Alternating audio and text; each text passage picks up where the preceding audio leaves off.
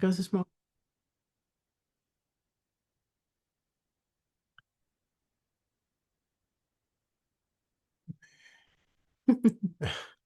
Oh, there we go. Hi, Video Susan gallery. Hey, Susan. Oops, didn't mean to do that. And and Barbara. hello. Good to see Hello. you.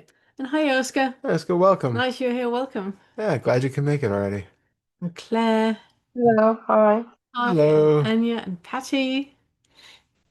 Can you find Leela? I'm working. It's funny that not everybody is showing up, even though they're. Oh, no, I know why.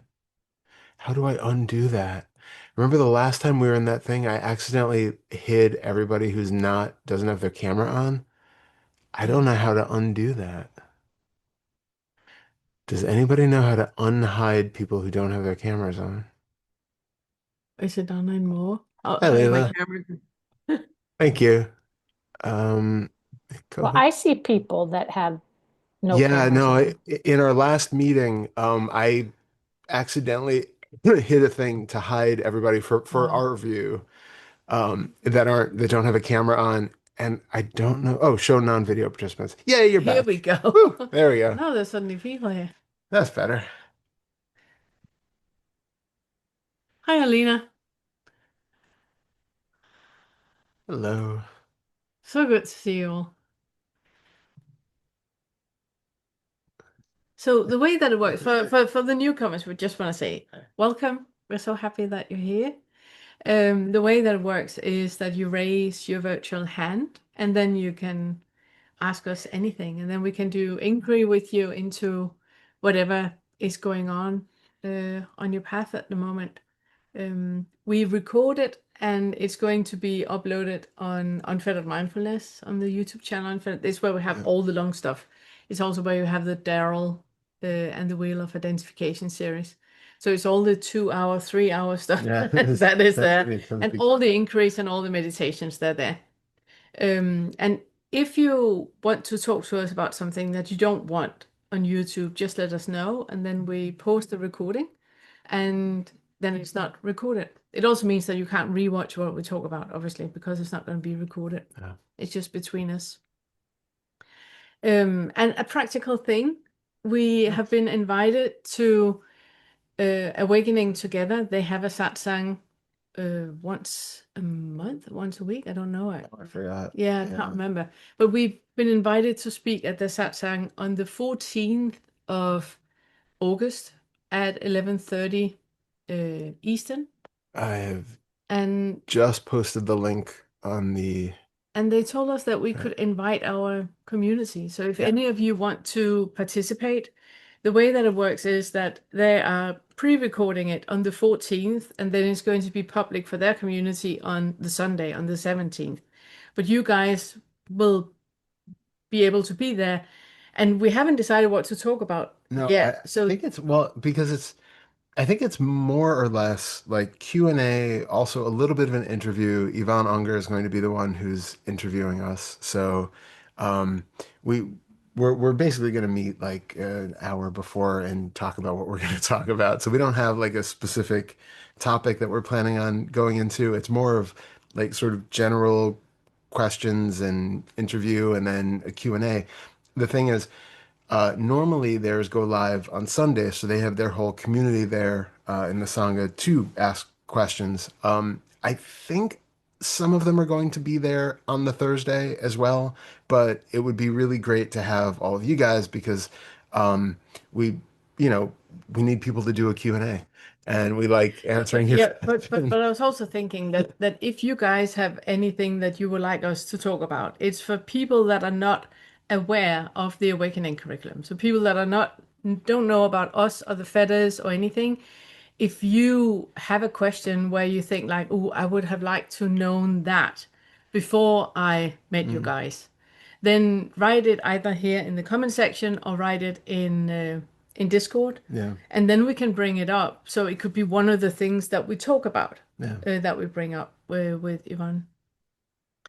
So the link is now in the comment section, and if you're watching the recording afterwards, you would have to write to Todd on unfetteredmindfulness@gmail.com, and then he will forward you the Zoom link. And that is for the meeting on the 14th of August at 11:30 ET. And we're also going to post it in Discord. Yeah, we're posting it on Discord as well. It's just we don't want to give out a Zoom link just hanging around, flying around on YouTube. But if you're if you're hearing this after the fact and you are in our Discord community, just check. It should be in the I haven't posted. But we will post it in the official announcements section. Yeah. And thank you so much, Susan. I just saw that she. Thank you so much. Yeah. Thank you so much. Thank you so much. Thank you, Susan. That's amazing. Love that. Yeah. Thank you so much for posting that, Susan. It means a lot. We enjoy doing all this for free, but obviously we are relying on donations, so we are really, really happy about that. And talking about that, have you guys seen that we have made a first Fetter online course? It is on our homepage, and it's taking the material that you know from the first Fetter, and then Todd he has written a full book around it. So it's really bringing all of the videos from the first Fetter together into an amazing course. There are more than 107 lessons in it, so it's a 4 months, a minimum 4 months course, because there's so many inquiries, there's so many things that you need to take off the cushion and reflect on in your everyday life. There are so many things that are giving you tools to how you can deal with that feeling of a separate self, or somebody being hurt, or somebody being, having a past, and all of that. That you have all the material in that, and we have priced the course for to $49, so it's super, super, super, super cheap for a 4 months course helping you to see through the self. And it's, lifetime access as long as the website exists. And we exist. And we exist to keep the website existing. Yeah. So I can warmly recommend you guys that as well.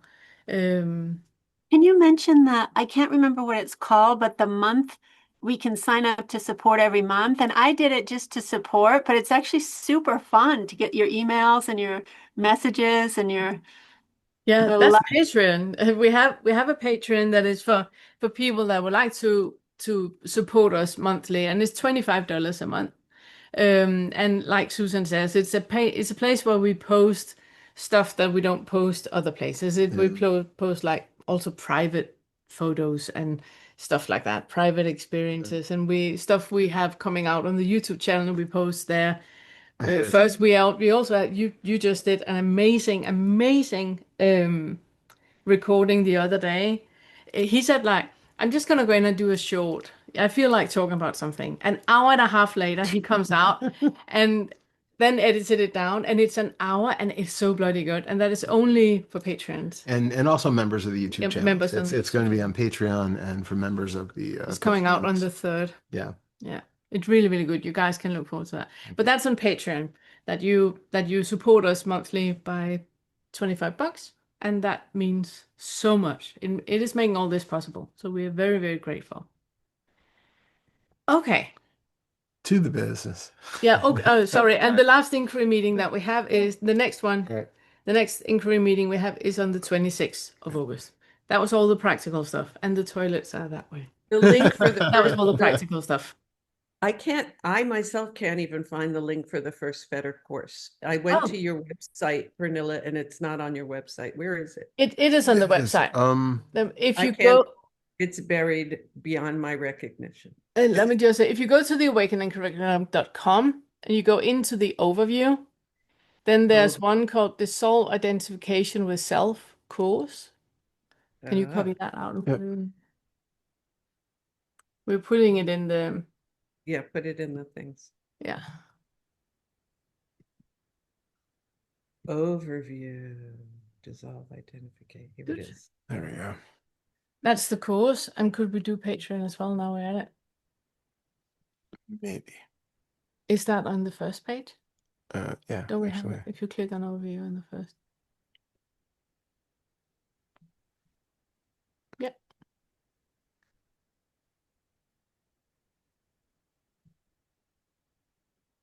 Okay, so now, and this one is the Patreon coming here. So now you have everything. Thank you very much for that. Thank you so much. No. So there's the Zoom link there's the PayPal if you want to donate to us.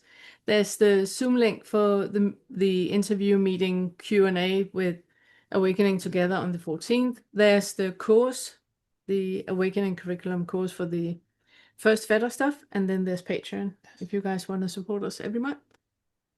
So thank you so much. That was all the practical stuff. Yay. Let's dig in. Yeah. And I saw that Irene had her hand up, but I don't know where she went. Oh, you're here. Do you still have okay. Still. Okay, let's spotlight us. And spotlight Irene. Hello. Hello. Oh, you're muted. There you go. Great to see you guys. Yeah, likewise. I think I'm in the process of the bottom falling out. Okay. Yeah, I just went through a very, very intense. I'm in Paris. Oh. And I was kind of fleeing. I came to Paris fleeing. I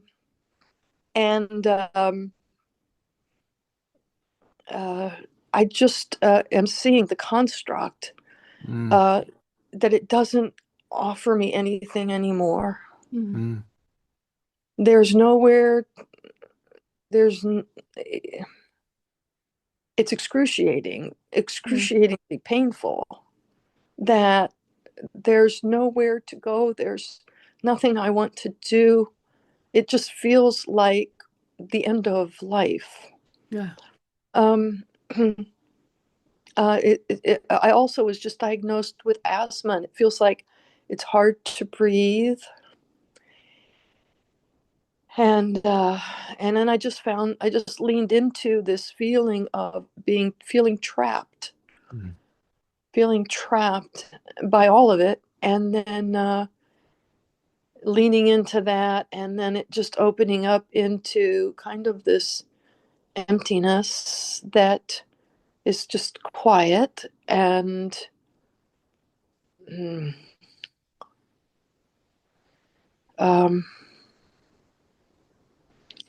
I was reading something that Marius, who works with Vince, published about, like, he calls it the vault, and it's a 4-part thing that is really about seeing through all of it, and it feels like just reading that did something.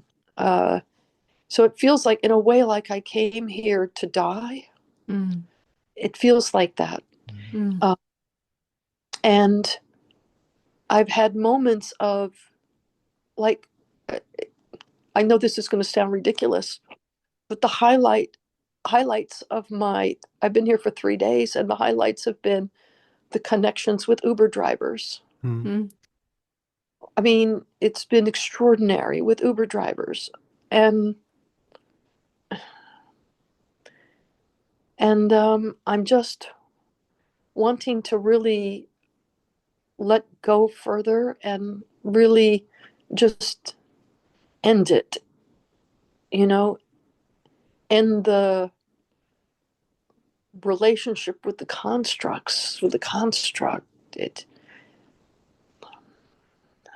So I was wondering if you could offer something in this regard. Absolutely. Yeah, absolutely. I got tons to say. Absolutely. What it is we experience when you say that you have that feeling of the bottom falling out and there's something that has to die and something has to let go, is that ego construct that we have. And I know that normally when we talk about the ego, it's always framed as a negative thing, but the ego construct is that part that has, clear boundaries. I am here. It's where all the protection mechanism are. It's where all of that I believe me to be. I am a woman. I am wearing a dress. I am married. All of that is within that ego structure. And when it's negative, it's where we become selfish and me, myself, and I'm first, and I'm striving and I'm achieving and I'm better than you, and that is kind of like the negative. The positive of it is where we have the healthy boundaries and where we see that there's something that needs to be accountable for how I treat other people. And when I talk about it in the first Fetter, it's that I call like the ego and the authentic. Both of them are still the ego structure. But we need to play with that pendulum back and forth in it until we are very clear on where the I is placed, where the identification of an I is placed. And then when we work with the sixth fetter, where we start to realize that the whole delusion is not only about an I and them, it's also that subject object that is completely dissolved, that there is not an I observing here what is going on out there. There is an exchange of energy, an exchange of atoms and molecules that is happening all the time. And what I perceive as in me here is just part of the perception that we have in our biological being. It's not really how it is. And that leads us into that what I call, the seventh fetter, where we work with noticing. The example I use in the curriculum is where kind of like when you have Google Maps, that you pin yourself on a road and then you can look in a 360 degree around you. Like if you imagine now that you are pinned on Google Maps and you're standing here and you can look in front of you, to the side, behind you, to the side, in front of you. You can look up and down. You're kind of like pinned here. And what we do at the end of the seventh fetter is that we unpin, which means that there's no longer any one experiencing, which leads us into the eighth fetter, where there is no longer any foundation to stand anywhere. There's no longer anywhere to land with a belief. And it sounds to me that is where you're at right now, which can be a very, very scary place if there are still hooks into a feeling of safety. And it's why we spent so much time talking about the second fetter, that is dealing with what we came from, because that is where our safety is created. And you might need to take a little tour to the second fetter and deal with some of that fear that can be there, because what we, in its essence, talk about all the time in everything we do with everyone, it is dissolving any belief you have about anything. So, for example, you're sitting right now and you are in Paris and you feel the bottom on the seat that you're sitting on. That can be inquired into, like we've done lots of times, where I'm asking you to feel where does your bottom end and the seat begin, and that can be dissolved, so you can't really feel where your bottom is and where the seat is. There's just a tingling sensation in the body. Yeah, exactly. Yeah, exactly. And what we privately have been working with lately is that out of body experience, where you completely dissolve and you kind of like experience things from the outside of where the normal experience is. It's a bit different, but difficult to explain. Anyways, back to the topic, that whatever you land on, for example, where you have that idea, I'm sitting here and you feel that your bottom is dissolving into the seat that you're sitting on. Now, the next thing you can do is dissolve the idea that you're in Paris. Yeah. Because right now, when you're sitting here with closed eyes, you I'm could be in totally there. Minnesota. No, I'm totally there. I'm totally there in terms of there's just this. Yeah. There's this moment, not even this moment. There's just this. Even There's that nothing arena else. can be dissolved, and that was the next step that we are going to do. And I would love to do it if you're up for that. What's up? Sorry. You were I'm a little fuzzy today. Sorry. No, it's that anything you experience in your, because you can only experience in your sensory field. You can only see, hear, smell, taste, touch. You can only have an inner mental experience of see, hear, smell, taste, touch. That's all that's available. There's nothing else available. which means that all of them can be inquired into and dissolved. Because you will have that, for example, if I ask you to make a deep inhalation and you hold it and you exhale and you hold it, you will have sensory experiences when you do that of how the air goes in through the nostrils, how you feel your lungs are expanding, your belly is expanding, you're holding it, and you're just sitting in that floaty space, and then you exhale and notice how that is. Every single sensory experience that is attached with that can be dissolved because Mm, there is still a landing place when we say, notice your breath, then we're landing in the right. experience of the breath, but even that can be dissolved, which means you will land somewhere else that it might just be tingling sensation floating in space. Even that can be dissolved. Mm. It's So what you keep dissolving. You you just keep. keep Does it dissolving. do it? Is it doing itself? Yeah, it's basically just awareness going to that thing which is highlighted for a moment.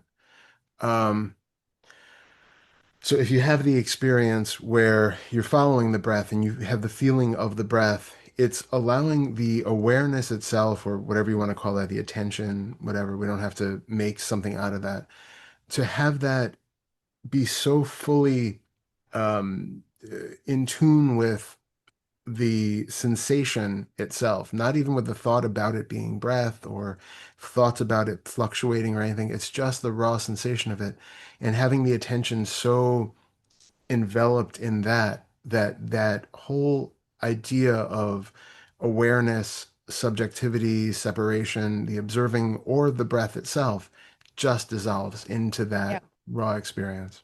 Yeah.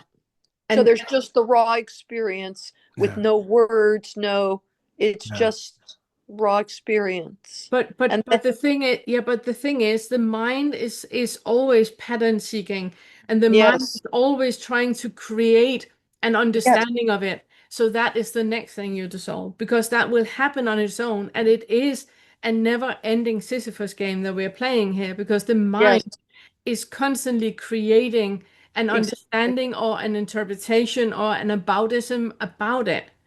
And then exactly. then that is what you're going with at the solve. So when you have that fear coming up or that feeling of dread coming up, question that. What is that actually comprised of? There's a Hmm. sensory experience in the body of almost like dissolving particles, and then there's a thought about death. Okay, Yeah. is that thought about death connected with that feeling of particles dissolving? Are those two connected, or did I just make shit up? Hmm. Hmm. Yeah. You know what I mean? Yeah. Yep.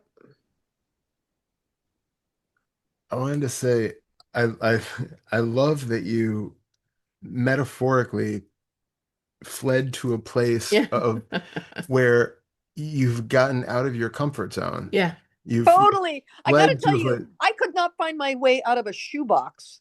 I swear, I Yeah. am navigationless. I don't know how to navigate. And MapQuest and the French language and cigarette smoke everywhere, and I have asthma. I could not be more uncomfortable.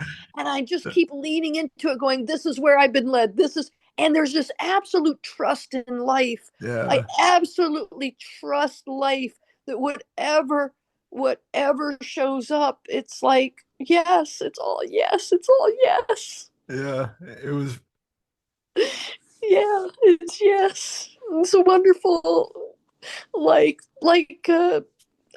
there's just this surrender to life right now. Yeah. Just a surrender.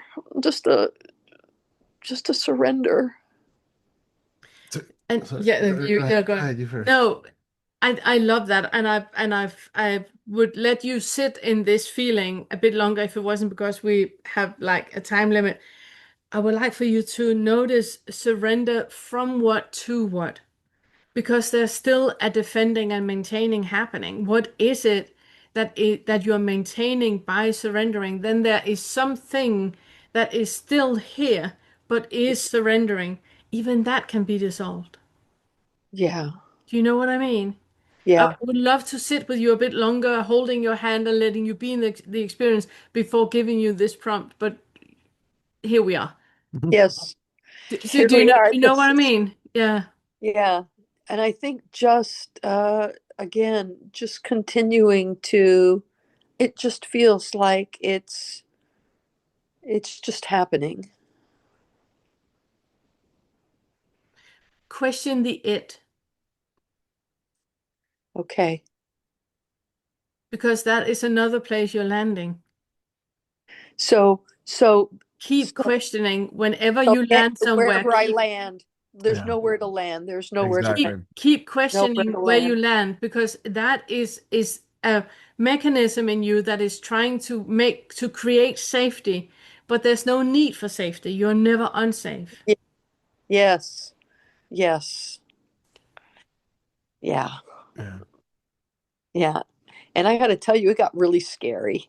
It got Yeah. really yes, Yeah. scary, really panicky. Like I can't breathe. Like, it got really panicky yeah, Yeah. and just like just it's Yeah. like a dying. Yeah. Okay. that's I'm what I on was.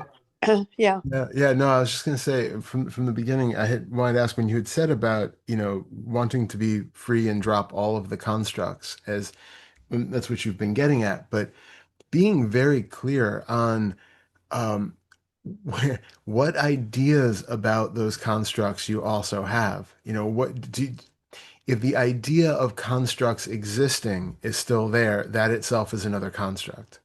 Okay. Every time that you start to get that I need to be free of something else, there's a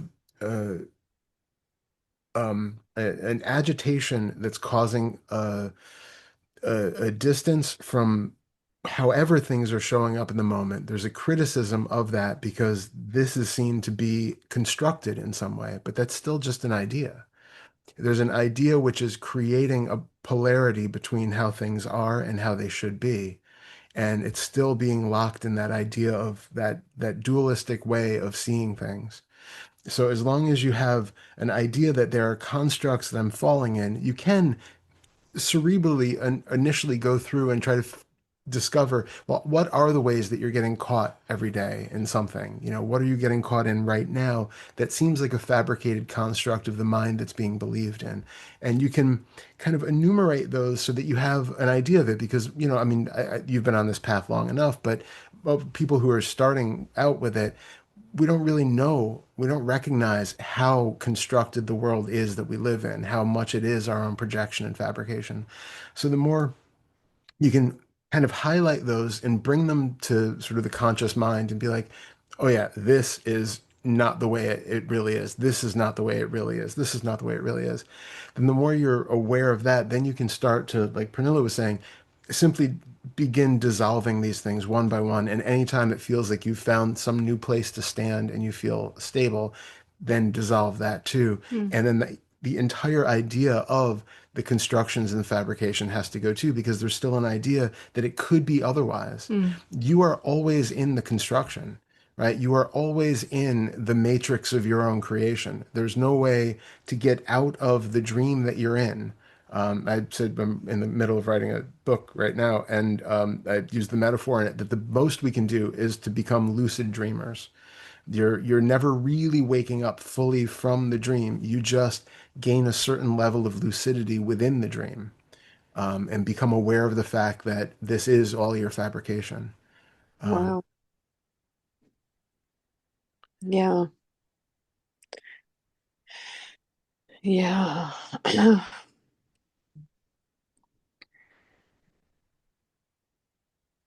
So that's a lot to work with while you're in a foreign land where you don't speak the language and you're surrounded by cigarette smoke with asthma. I know. Isn't it perfect? It's so freaking perfect. How long are you going to be there for? Until August 6th. Nice. That was Until wonderful. August 6th. But I keep wanting to escape Paris. I want to go, but I get that. I don't even know like where I don't I I am so lost here. And the hotel is really funky. It's a funky hotel, and anyway, it's just all so uncomfortable. It's just so uh, uncomfortable. yeah. I went today just to the uh, uh, Gallery Lafayette. It's like this huge, you know, all the designers and this Coppola and I was just looking at everything and the consumerism and all the people running around. It was like throngs of tourists. And it's like, oh my God, this is so ugly and awful. You know, it's hot and it's all sidewalks and the sirens have that sound, you know, Yeah. it's just all very uncomfortable. And And there's just seeing it, it's kind of like it's like watching it and it's like surreal.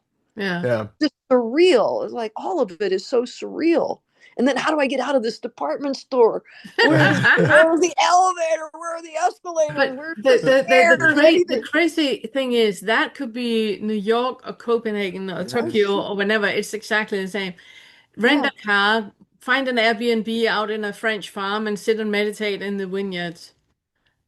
But before you Okay, do I'll get that, out of Paris then. It's but okay to get out of Paris? well, yes, but before you do that, make the most of Paris. So Yeah, go back into where it's the noisiest and most she's chaotic and there. filled with tourists. It's But I mean, not in your hotel room right now. Go into the middle of, the center of it. And when we talk about the constructs, it's seeing all the ways that you have been primed to mm, believe that consumerism is now bad. Consumerism is now artificial and shallow, and that tourism is just kind of whatever labels you put on tourism, and throngs of people are such and such, and noisy sirens are such and such. Each one of those has a hidden agenda mm, inside of it. There's a bias towards all of it because it's all a concept. We have a swarm of bodies moving from place to place. What they're doing is irrelevant. What the sound is irrelevant. It's all our relationship to it and whether I mm, find it to be loud and oppressive or pleasant and calm and soothing. That's entirely up to me and my nervous system. That's entirely based off of the metrics of how I view sound or how I view the activities of other people or the temperature and the comfort of the temperature. All of that is coming from inside. And so there is no inherent nature of any of that, Yeah. good, bad, Right. otherwise. And so Right. those are the constructs that we really want to be aware of that like, oh, I just felt like, I'm really disgusted by the level of rampant consumerism and materialism here. And then you go, oh, that why is is that? yeah. And Yeah. also notice what is that pointing to in you, because whatever the popular reality, whatever you see when you have that, oh, all that consumerism, I absolutely hate it. Okay, look at what is that talking about in you. Oh, it's that deflection. When there's something happening, there is a deflection happening, and so I now project on they are deflecting from what is happening in their lives by consumerism, by buying. Okay, what did I just do? I was just deflecting from my uncomfortableness by Yeah. looking at them and saying they have an issue. Yeah. So, Yeah. Yeah. Clearly. yeah. Yes. Yeah. Yeah. So wherever you land, notice where you just landed and question. Yes. Yeah. Yes. That's great. I brought a tiny carry-on. I can't even buy a single thing. They do sell suitcases. I Not and not I not love. I'm I just want you to encouraging know. consumerism here. I love clothing. I love clothing, and I was thinking, God, I should bring a big suitcase because I could go to secondhand stores and shop, and I prepared with a little suitcase, so there's nothing to buy. It's just so odd, the whole thing, the way it all is playing out, and Yeah. yeah. So thank you so very much. I You're just so want to welcome. Enjoy it. thank you, and it's just wonderful just to be able to tap in here Yeah. with you as Speak I'm with other going people than through Uber this. So drivers. thank you. Yeah. Yeah, well, thank you Yeah. for being here. Thank Thank you so you much. for spending And some. enjoy. Thanks so much. Yeah. All right. Bye Yeah. bye. Thank you so much. Thank you so much. Then there's Patty. Really nice comments too from Yeah, wonderful comment. yeah. It is super brave. Anybody who is leaving and Yeah. traveling out, it is super brave. Whether it's a mountaintop or in a Yeah. yeah. Paris. Hello, Look Patty. at Patty. So good to see you. How are you? Hi, so good to see you. What a stunning conversation. This whole journey is just stunning. I purchased the I've been doing this first Fetter thing for quite some time. And I purchased the latest and greatest version, and it's Yeah. awesome. Thank you. so much Thank for you that. so much. Yeah, and I zoomed in on this. It's just a screenshot of thoughts are plentiful but insubstantial. Thoughts take up no space. Thoughts have neither density nor form. And I've been really working with that, and there just seems to be I'm seeing how identified how much breadth and depth I gave to a thought. Yeah. And then the next part of this whole thing is talks about sensations. Sensations are plentiful, but I'm reading it right now. Yeah. Yeah. Sensations are plentiful, but insubstantial. Sensations take up no space. Sensations have neither density nor form. And here I am again, like giving so much weight and power to these ideas. The sensation itself, like even, as I was waiting in the queue to come here, I get that little familiar twinge in the back, the public speaking twinge but it went away. It's just like, boom, gone, boom, gone.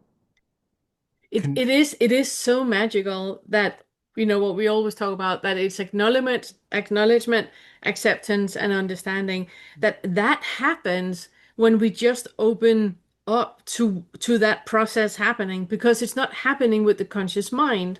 So you doing the course and being completely open to whatever a sentence like that brings you, that there's nothing solid in a thought, and you just opening up and going like, wow, there is nothing substantial in a thought. Let me just try that out. Let me just see how much I'm putting into a thought, and just noticing how that dissolving is happening. All that happens without the conscious mind doing anything. Yeah. And we are so not used to living our life without the conscious mind doing, because we're so used to being in that can say do all the time. But it's just not where transformation is happening. No. Because in that can say do, it's just a repetition of what you've done previously. And if you were not awake previously, you cannot use your can say do to become awake. Yeah. Because it's only regurgitating what you already know.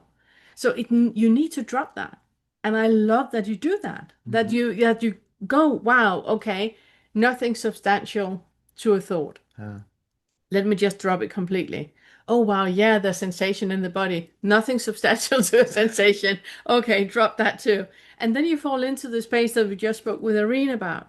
That there's nowhere Yeah. to land. There's nowhere to land. And that is where there's such an utter freedom to whatever is arising, because it doesn't have to arise in a certain way. People don't need to be in a certain way. It's just a constant arising that has utter freedom in the experience and what is experienced. And I don't know why I was so fearful of that, not having a landing space, because now I don't know what that even means. It just feels so very freeing. Yeah. And I am afraid that this is all going to change, and this is short term, and I don't want it to go away, but so be it. But I can't quite figure out what's going on here, and it's kind of lovely. Yeah. I love it. Because it's the conscious mind that wants to figure out what is going on. Yeah. When you have that, I don't want to lose this. You are suddenly deluding yourself in believing that there is something else than this. You are starting to That is believe so true. yeah, you're starting to believe the idea that time exists, that it's a It linear just progression. yeah. And then There's that thought that I'm giving weight to. Yeah, well, it's like there's a memory of, oh, I remember a time when it wasn't like this. And so there's that fear that comes up that I remember when I was really addicted to thoughts and really identified with them, and I don't want that again. So then it creates that fear. But the problem is each one of those is itself just another thought. You're never really escaping from that matrix of thought because it's still just one more that comes up that says, oh, I don't want this to change. I'm afraid of going back to that. I remember that. It's just thought. It's one thought after another thought after another thought. And And yeah, just in a bracket, yeah, it's happening now. Yeah. absolutely. Yeah. So there's never really a point when you are completely have completely escaped from that. It's I think the important thing for all of us is to become more and more aware of how much of our experience is actually a thought.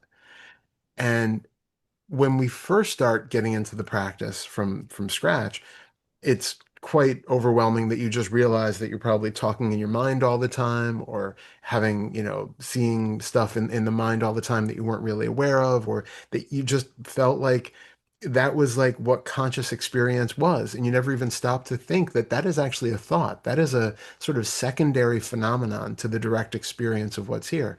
It's something else that the mind is creating that isn't related to the actual external world that I'm inhabiting right now. Um, and then the more deeply we go with it, the more we can start to pick up on these more subtle and subtler types of thoughts, which are coloring our experience with things like we talked to Irene about, that the very subtlety of the belief that this moment should be one way or not another, or that consumerism is bad or consumerism is great, or any of those are still thoughts and little um, belief thoughts, which are just another type of thought that's just tinged with an extra little buy-in of identification. And we can go more and more gradual. And then the deeper we go with like Fetter 6 and 7 and more, then we start to recognize that actually even the perception of the outside world, the perception of sound, the perception of all the things that I take to be this sort of rigid, solid external world are actually still projections. They're still colorations of thought. And we do get to the point where basically there's nothing that we can find that isn't some version of thought or our own creation. Um, and that keeps pointing us back to that there's no place to land, that no matter how far you go with noticing thoughts, they will become more and more subtle until you recognize that that is basically the entirety of our existence is some sort of conditioned thought that is going on right now. And it's not the actuality of what we think is the actual world. We don't have direct contact with that. Yeah. Lovely. Lovely. I, I appreciate you guys so much. It's like, I don't know, feel like got the lottery here. Oh, Thank you, thank you Patty. so much. You're so wonderful. Thank you. That's so wonderful. Thank you both.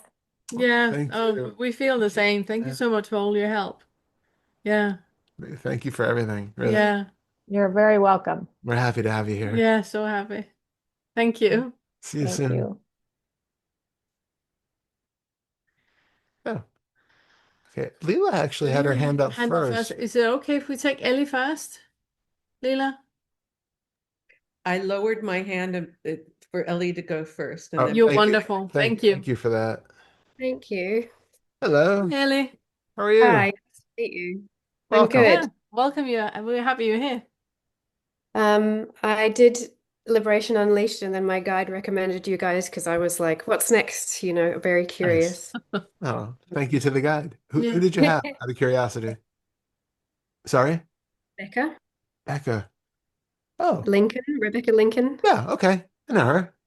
Very cool. I think she's on this Discord, your guys' Discord. Yeah, Yeah. she Yeah. is.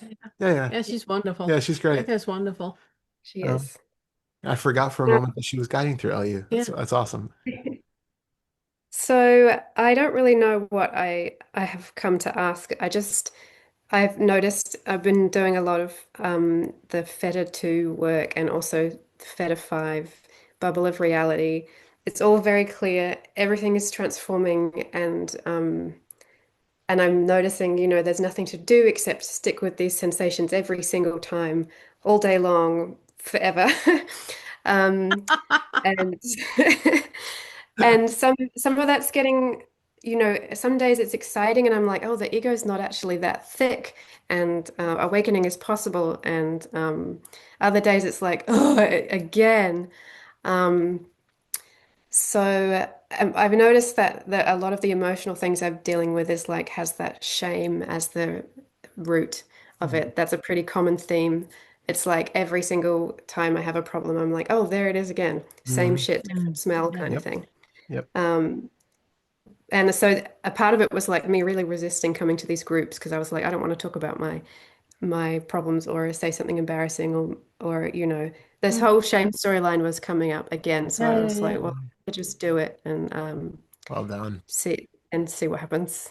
It's so funny with that because that is exactly what we just talked with Patty about, that believing in a thought. So you have a feeling of shame coming up and fear of saying something, so you don't say anything, and then you do something and you drop something in the supermarket, and a glass jar is broken, and then you feel so shameful about it. And those two instances to us seem as two different things. There's one shame, me speaking, there's another shame, me being a klutz in the supermarket, but that's the same thing. It's the same Mm, thought. It's happening in the same space. It has the same root. It's not something new. It's not you being two times shameful. Speaking is one time, supermarket is another time. It's still one shame. It's still one time mm, shameful. It's still the same thought. And it's still because there's an underlying belief in shame actually being a thing. That something happened at some point in your life that gave you an underlying belief in you not being good enough, you need to do better. That mm. is what you are copy pasting. That is the belief that is maintained, and you keep pulling the same card up. It's not four cards now. It's the same card that you keep pulling up. It's the same Yeah. thing that you keep. And that can only be maintained if we put something on the card. Like, oh, a red card. A red card is horrendous. A red card is just a card painted in red, and there's nothing to it. It's the color red on a piece of cardboard. There's nothing more to it. Like in football, when you get the red card or the yellow card, right? It's just a color on a cardboard card. It means nothing. It's everything that we are attaching to that, the whole meaning of it. But that is self-created. That whole meaning of Ellie being shameful, it's self-created. And it's because there are still things that you haven't investigated in it. There are still thoughts that you believe to be true, which means that you haven't investigated them. The moment Mm, you take a thought of shame and really truly investigate it, how does it feel in the body? Is there any connection with this feeling in the body and the word shameful? No, those two are not connected at all. Okay, so that connection is something that I actively have to do every single time. And in that connection, you attach a whole world is attached to it, just like the red card in football. A whole mhm. thing is attached to that bloody card. Do you know what I mean? So, Yeah. so there is something in that attachment that needs to be questioned and inquired about. It's not about the shame, and it's not about the bodily sensation. It's that story that is created when you attach those two. If you inquire in that, then it will fall apart because it doesn't stand up for scrutiny. Mm. So say I'm doing like the practice I've been doing is I guess I've been doing a bunch of different things. Some days I've been, okay, I have a little meditate and then I sit down and I go, what are all the beliefs that might be attached to whatever it is I'm feeling? And other times I'm like, okay, today I'm just going to feel the pure sensation Mm. for as long as it takes, however many hours that takes. Um, and then this other kind of image came up from doing that of like this, the pressure in my chest and stomach that moves around when I'm feeling these Mm. feelings is like a cat on my chest that's like nuzzling into me, wants attention and wants to be cuddled. And that works really well because it's starting to feel like, well, this is just energy. But then I was like, is that another version of a thought I'm adding to distance myself from feeling Mm. it? Am I slowing down the process by doing that, or is that just my intuition, then I should just keep going with that method. What do you think? Well, actually, I really like the metaphor of the cat, but my concern is that okay. Obviously, I don't know you well enough, so I don't know within your practice, but check within you when that sort of thing comes up. If it's something where it actually has a positive, it changes your relationship to the sensations in a positive way where you don't need to, constantly drum that up, but it takes that kind of immediate negative sting out of those sensations, then I would say it's fine. If you notice, though, that the mind is going to those images as a way to deflect from actually feeling them, then it's kind of counterproductive. So Mm, if you can just be with the sensations, but notice that they don't have that same kind of, oh, I need to get rid of you. Oh, you're a problem. Oh, I don't want this kind of an attitude. And if that is enhanced by the idea that it's just a cute little cat nuzzling up that wants attention and you can give it attention, like as long as you're following the metaphor through and just like really giving attention to the sensations, then I think that's okay.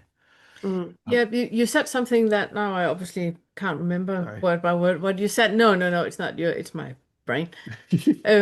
But you said in a way that am I just prolonging the Mm, progress? Am I just, making this like progress longer than it should be?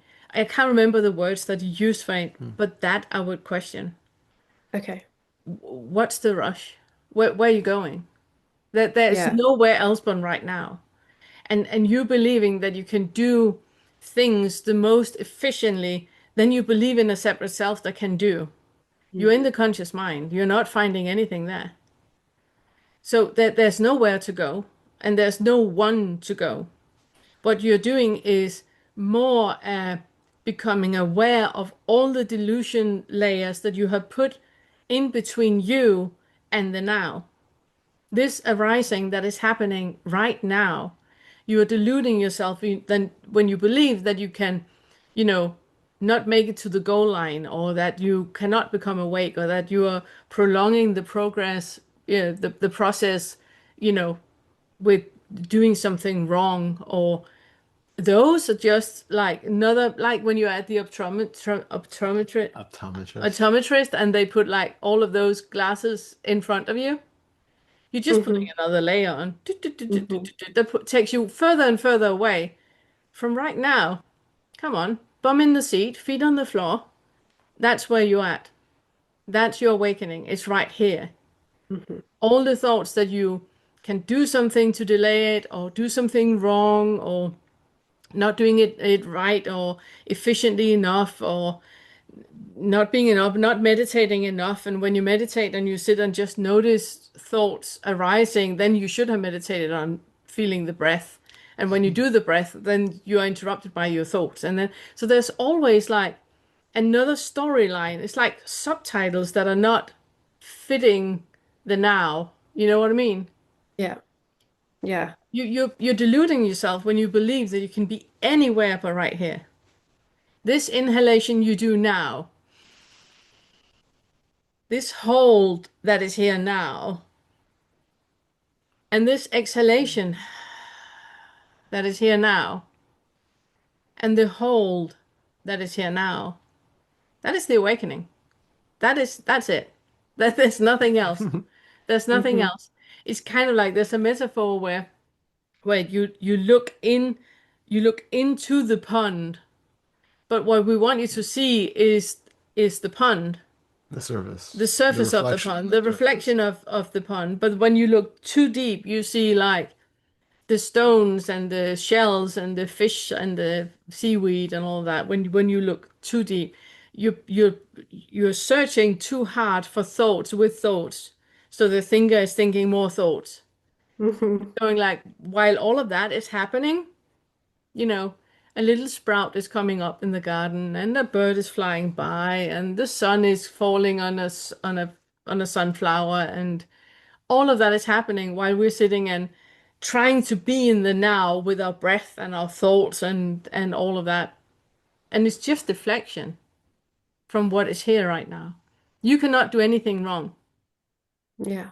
And it's funny because it's still the same storyline. Like, I'm doing it wrong. I should be Yeah. different. Yeah. Yeah. Uh, It's just thoughts. yeah. It's just thoughts that are trying to convince you about a story. Mm. How are you in the real world, in your day-to-day life, when those things pop up? That I should have done it differently, I'm not good enough, there's a shame aspect. Do you catch it right away and recognize that it's that old pattern again, or does it have time to catch on for a while and maybe even go unnoticed? Most of the time now, I can catch it pretty quickly. Nice. Yeah. And what do you do when you do catch it? Um, I usually try and do what we've talked about of just like feeling it. And also noticing that that whole part of the only thing I'm ever trying to escape is like this sensation that's in my, Mhm. this like Yeah, nothing worse has ever happened to me than a tummy ache, basically. exactly. Yeah. Um, just and noticing I have noticed some things, my reactivity or my ways that I'd be scared to interact with people or say no to things or ask for information that has like kind of fading away in a way that I couldn't make it do when I was trying to get over Oh, it. So wonderful. that's changing, but it's kind of Yeah. like the closest relationships to me that have noticed all that stuff coming up still, so there's like more to So dig so in. how are you in feeling your body? Are you friends with your body? Are you fine feeling your body? um After doing the kind of first Feta stuff and then really going to this emotion, it was quite a shock to see how strong and intense and almost violent those emotions felt. Like I was like, of course I've been trying to escape this Yeah. my whole life. Yeah. Um, like who wouldn't? But Yeah. that is starting to slowly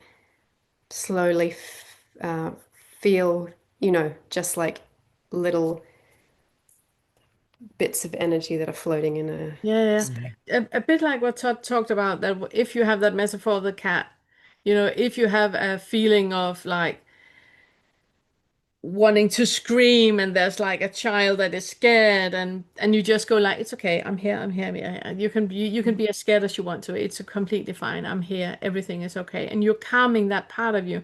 The more comfortable that part of you will be with saying, I feel scared, I feel uncomfortable, I feel shameful, and then you can be like the adult in the room and going like, it's okay, sweetheart, I'm right here, I'm right here. Mhm. And that helps you, first of all, in detecting that there's a thought happening about something, because an emotion that is happening, it's just a sensation in the body plus a thought. So you become more aware of this. It's just a thought that is happening without bypassing, but because you allow yourself to feel, like you said, who wouldn't escape from this? Who wouldn't run away from this?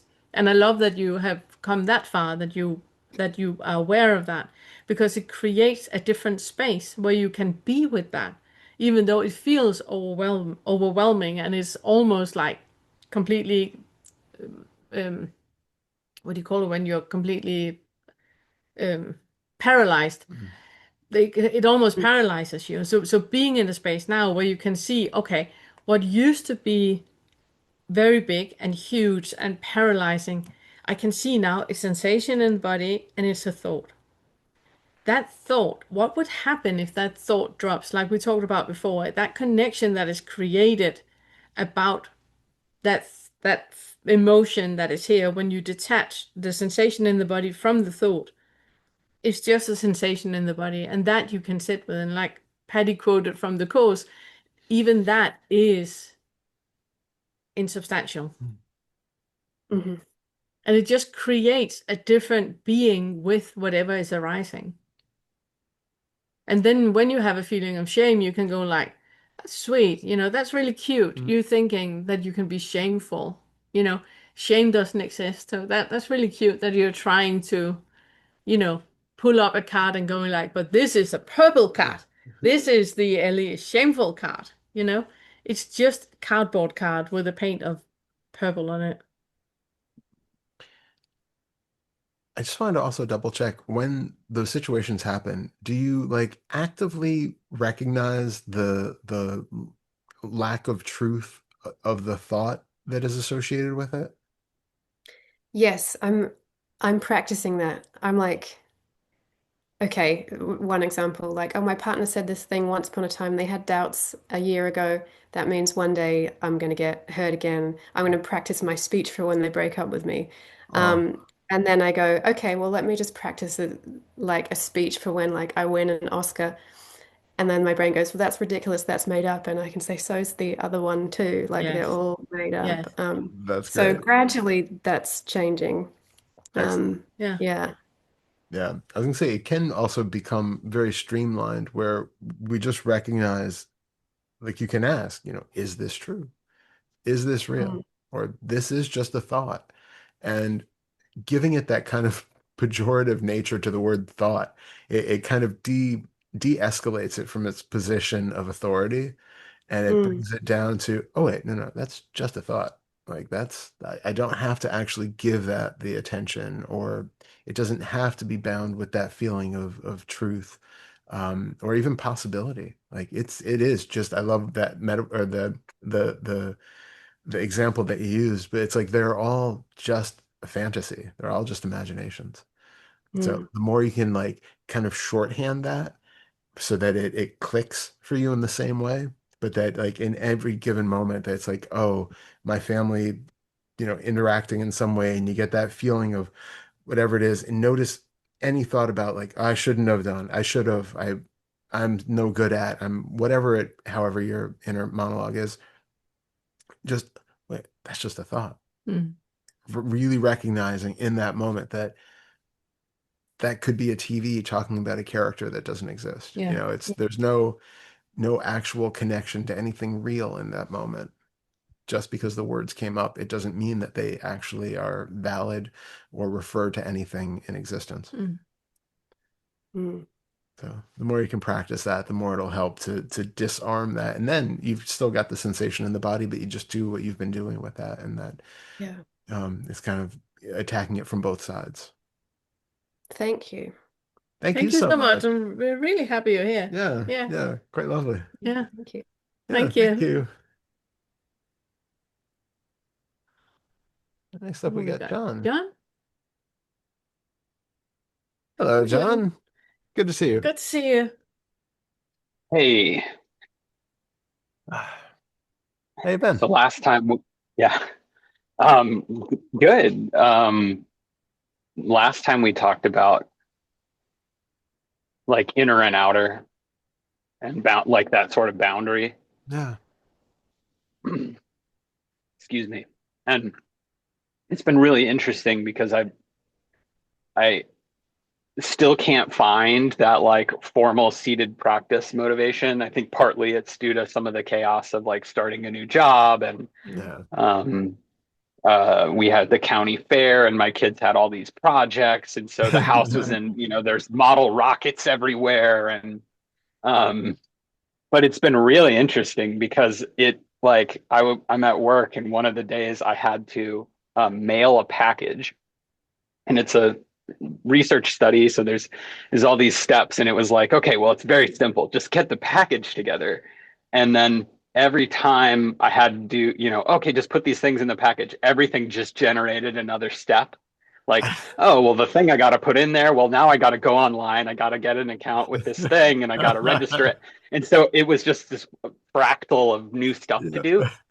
And it was amazing. I'm underneath the desk trying to plug in a power strip because I have to plug in a charger for the thing, and I'm bonking my head on the desk. And I kept seeing over and over just, oh, this is just doing itself. Yeah. Yeah. Like there's no effort required. I mean, clearly I'm, sweating, struggling under this desk, but like, I mean, and I'll make a confession here, some bad behavior, but I had an acute nicotine overdose, and Oh, wow. I mean, obviously an uncomfortable thing and not something I would wish on my future self or anyone else. But it was just like, it was radiant. It was beautiful. I'm super nauseated. I'm wet with sweat. I've turned green. I'm just on the verge of vomiting, like obviously an uncomfortable situation, but there's just no difference between what is and what could be. Yeah. Yes. Beautiful. Beautiful. Love that. And it's interesting that it's sort of like it's like flowing in and out of that space. Yeah. And so it's like there's not really a me to do it. There's not really like someone to get it wrong or to not do the right practice. But then there's also definitely moments where it's like, oh, there's sort of a me lost in thought, or you know, or and I bumped up against something where that it was sort of like I was doing something for a reason at one point. And I bumped into something that was very quick. It was like probably under 500 milliseconds. And it was like some sort of like sinking feeling, maybe like, and there was just like a mental impression like, oh, we don't want to go there. Yeah. And so it occurred to me that it's like, oh, okay. I've been doing all of these things to avoid whatever that is. Yeah. That was the thought after the fact, you know? And it's like, I'm not going to try to reproduce the circumstances of that event because that's not healthy. But it was like, just because of the nature of the event that brought that on. But it's like,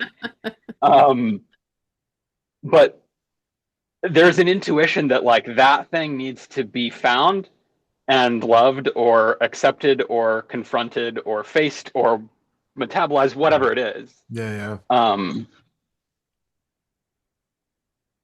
And anything else in there in all of my ramblings that gives you any intuition of what No, but I actually think you have said it, because it sounds to me like it's a bit like what we just spoke with Ellie about, that there's like all of those layers of identification, also what we spoke with Irene about, that all of those layers of identification, ego, you know, in place, the selfing in place. And when you really truly acknowledge that there's no difference between what actually happened and what could have happened, like those you know, it is just this occurring right now, and you start to feeling that flow that is happening with bumping your head and thinking that you should just, you know, send this off, whatever it is, and 2 days later you're lying under the floor, you know, lying under the table with a power strip and all of that. Constantly realizing the delusion we have about what reality is supposed to be and what it actually is, becoming aware of that and clicking that reboot button on that assumption all the time, it puts you in the place where you're no longer landing anywhere. It was what we spoke with Irene about, that there's that free fall, but the ego or the selfing or the construct or whatever you want to call it, it's really afraid of that, because when there's nowhere to land, but then what do I do? And it's completely true. The I, the ego, the construct of the self will then be unemployed. You know, there's no more need for that when you're just in that arising that is happening. You know, there's no need for the self or the ego or the construct anywhere when you're just with that. And it can be felt like that free falling sensation. So I actually think that you're doing really, really well. You're doing really well. Constantly notice when you're trying to create somewhere to hang the hat, you know, and notice when that is happening, and you will start to realize there's no hat to hang. Yeah, there's an intuition also that like I had really severe PTSD in the past, and it's now clear to me that I just completely blew up my life in many ways, doing all sorts of things subconsciously to avoid sleeping or avoid sleeping in ways that allowed me to have vivid dreams. Yeah. And I keep having dreams where I'm like in a public place, like a hotel lobby, or um like the atrium of a shopping mall, Mhm. and it's like many stories, and I'm climbing a staircase with no railings, or I'll get to the landing like outside the sort of veranda, or Yeah. the landings outside of the stores, and Yeah. it's like a 7-8 story drop, and there's no railing there, and Yeah. I'm standing there like, why is this not a problem to you guys? And it's like, Yeah. so there's something about that, like, yeah, like I have an expectation that it's supposed to be a different way, and there's some sort of something that seems to be thinking that it can do something to push or pull. And yeah, I think another one of the reason I bring that up is I think dreaming for me is a venue for challenging that. It's sort of like, look, you want to see the limitless power of mind, like prepare to be gored by a unicorn, you know, like, uh, and so it's like, well, I don't want to go there. Um, and for me, I think, yeah, the answer is just, you got to just do it. Go ahead. No, yeah. Careful with the forcefulness. Careful Yeah, with the yeah. forcefulness, because that is creating something out of nothing.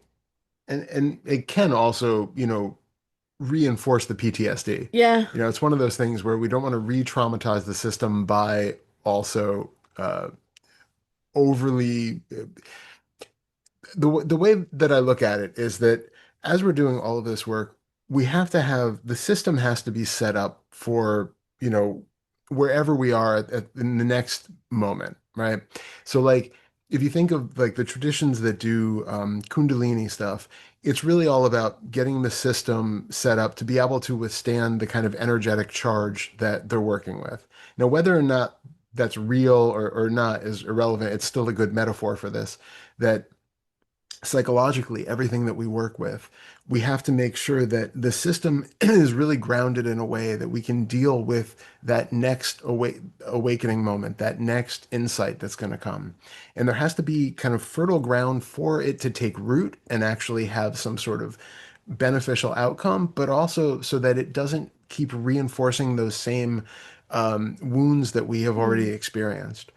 So if there are things where if you've had PTSD in the past, we want to really treat the system kindly with compassion and really make it feel comforted and know that there's nothing here which is going to basically re-injure itself, that it is safe in all conditions.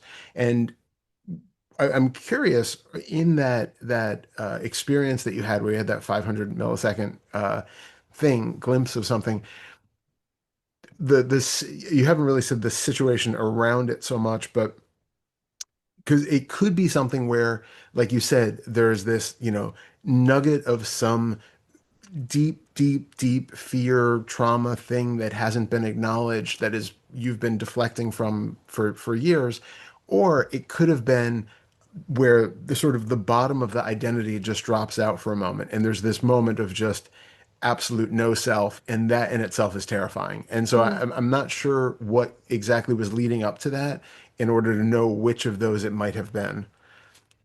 Um, do you have a sense? Yeah. So one, to clarify the thing, like, about like the forcefulness, I don't mean to be that forceful about the dream idea. It was more of the, like, it's become clear now that the really bizarre situations that show up don't carry that same, like, oh, I can't go there, I can't do that, I'm not prepared for this. Yeah. So there is an intuition that it's like, you don't have to be afraid of this anymore, Mm. rather than yes, like, oh, I have to do this. Yeah. Okay. Good. But to answer your direct question, I would say,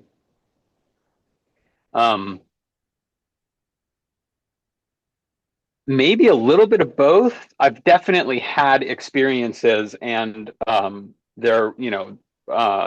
had an experience of about 2 weeks after some form of, awakening or whatever, where there was no self or other, no inside or outside, no existing, non-existing.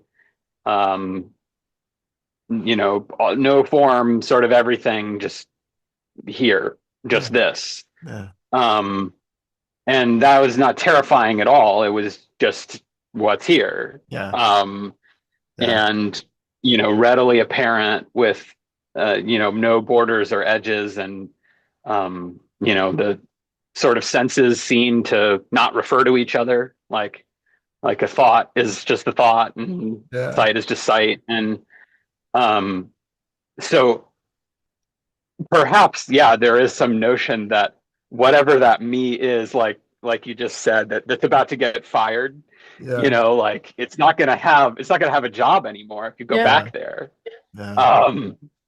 That maybe I would say there's like a 70 or 80% intuition that that's what it was like. Oh, we don't want to go there. But then there is that acceptance that at some level, like, I can't know anything. Like, Yeah. I can't know that it's actually not like, oh no, you just dug up the Frankenstein trauma monster, and now you have to face that. But it made me think, and I brought up the gored by a unicorn point, because there was this intuition that I had when I was talking about things being real. I think I posted this in the Discord, I can't remember, but my daughter would wake up like terrified in the middle of the night, and she'd have a nightmare, and I'd comfort her and say like, oh honey, those things aren't real. And I started to think about, like, what does that actually mean? And it occurred to me that, like, I could draw a picture of a unicorn and you would know what I was talking about, but we would both agree that it's not real, like in the sense that,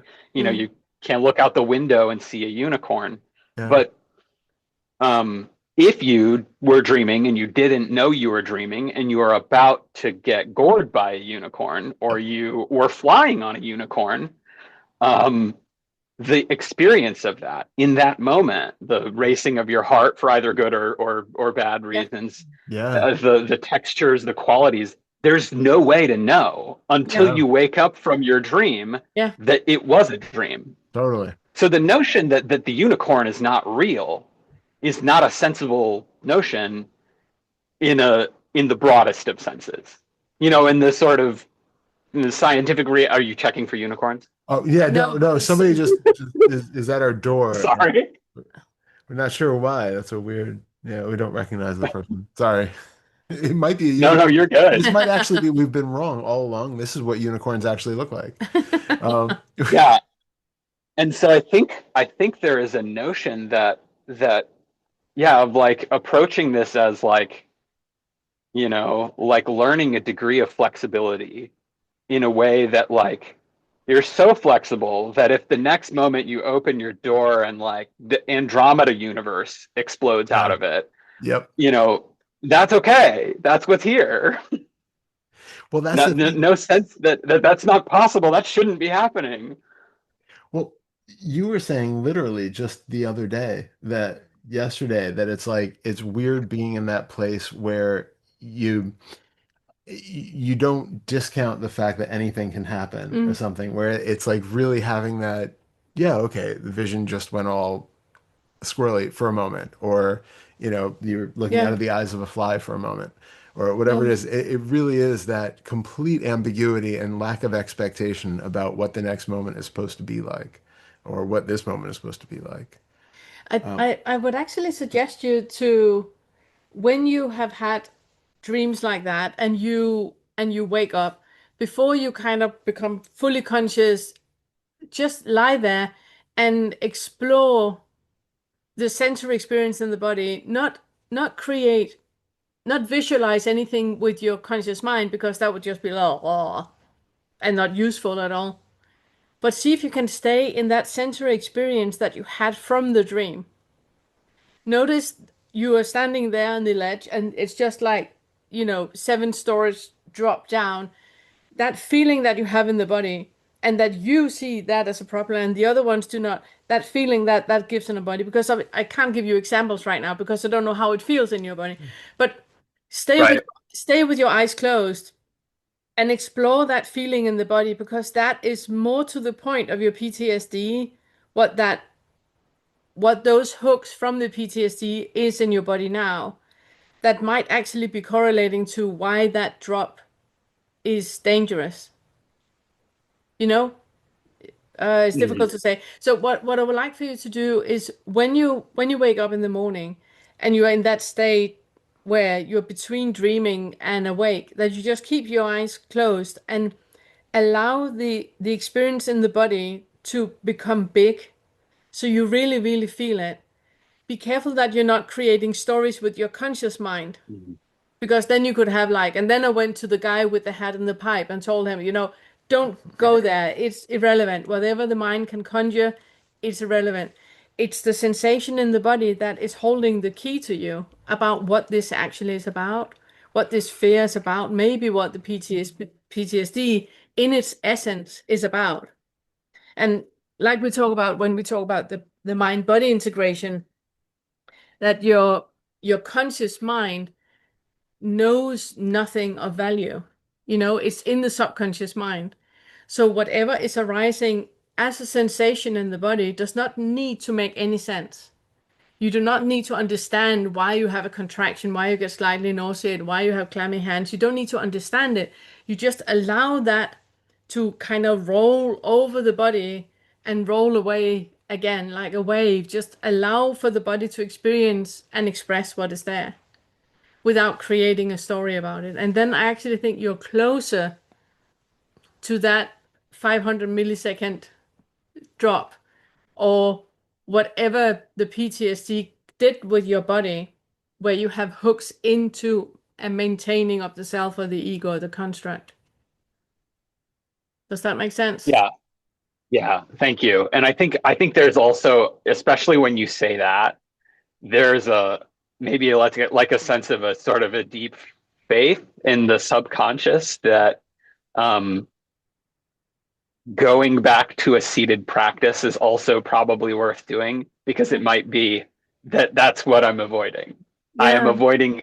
I have so avoided confronting this that my subconscious is like, not only are we not going to go there, but we're not going to do the thing that is going to let you go there. Uh-huh. And so it's more of like a sort of a relaxing down towards where these things like feel like an option and something to do, and I feel like that's what's coming, but Yeah. I can't know. But I yeah, I love that. thank you.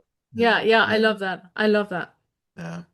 And it also shows you that you just met that connection and going like, okay, yeah, I hear you. That's it. That was a connection you just made because you just needed a oh, what do you call it? A prompt to so there you go, John. Off you go. Yeah. That is what is needed. I love that. Thank you. Yeah. Thank you, John. Did you have something you wanted to add? Was debating. You're It doing a was, thing with your foot when you have something to add. yeah, no, well, I felt like it was something that had come up earlier based off of that, but it was a bit of a tangent, and I'm not sure if it's still relevant. All right, anyway. Hold on to your insight that you just had about, perhaps needing to get on the meditation cushion and all that. What I was actually going to say was maybe slightly contrary to that, but only from a different perspective. So, and that's why I'm not sure if it's still relevant. Um, you were listing all the different things that you have going on, and just to be aware also that, meditating or inquiring, things like that, it's still using a lot of mental capacity, right? You're still using brain energy to do that, to stay focused, to watch the breath, to do whatever it is that you're doing, to inquire. And I wanted to say to be aware as you're doing all of this stuff that it might be an issue of just not having the capacity or the mental energy at that moment to fully put into that, and that's okay if you have all these other things going on. But also, it ties into later on when you were saying about how, sometimes it's like the selfing mechanism kind of comes back online or things like that. It's to remember that none of this is personal.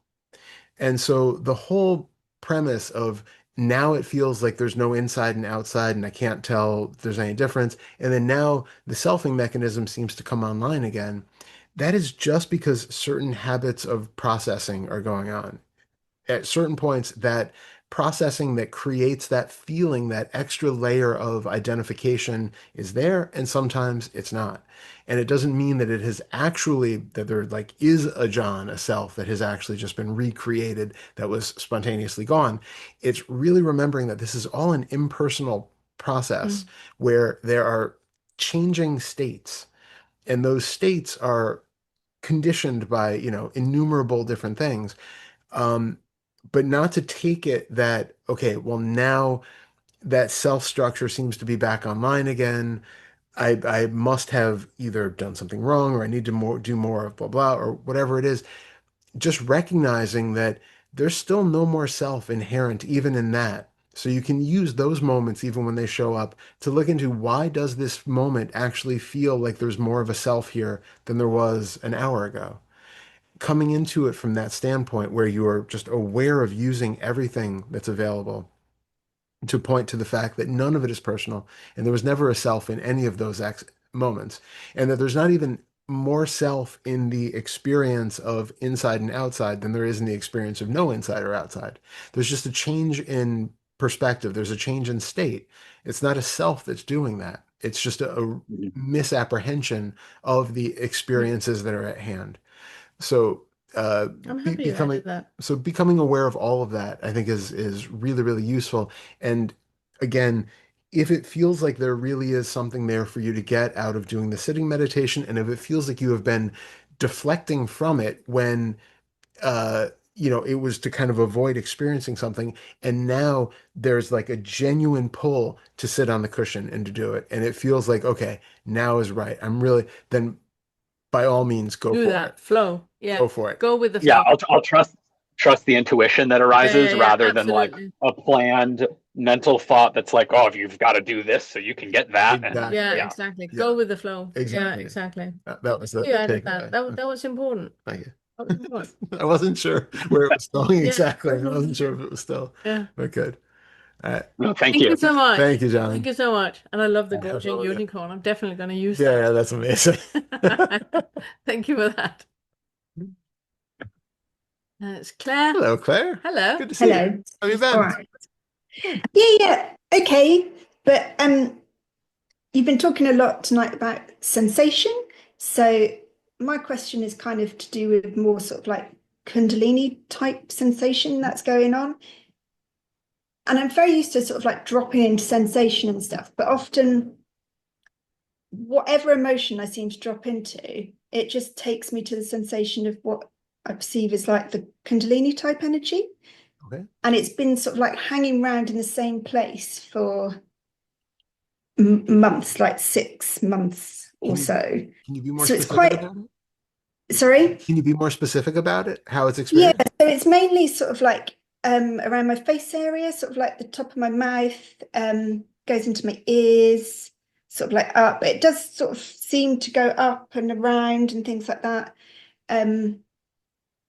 Sometimes I get like a really big twitch in my leg and in like my abs, like a movement like that. But yeah, mainly just stuck, like very stuck feeling around here. Okay. So I would like, I was thinking the outer body thing. Sure, go for it. I would like for you to Sorry. we need to untangle. We have a bit of a pretzel situation going on with legs here. Right with now. legs. All Just right. a moment. There we go. So the problem I have with Kundalini is that it's creating as if energy is happening here in a system here. And that it's too restricted after my experience. It's true that when we believe in a separate self and I have a body, this is my body, it's a female body, and I can activate energy that goes in here, it fits in that lower fetter 5 box. Then we can work with it. But where it starts to be really funky and super, super interesting, it's when you dissolve even that. see, I think I might be sometimes when I'm just laying in bed and I think into it, there's like almost like a fuzziness that kind of comes Yes. out a bit. Exactly. So Yeah. so the next time you had that feeling of it being going like that, I would like for you to question that. How do you know, with closed eyes, how do you know that your head is here and that the direction of energy can only be there? And just like we did with Irene earlier, that if you notice your bum in the seat, where does the bum end? Where does the seat begin? You cannot locate that.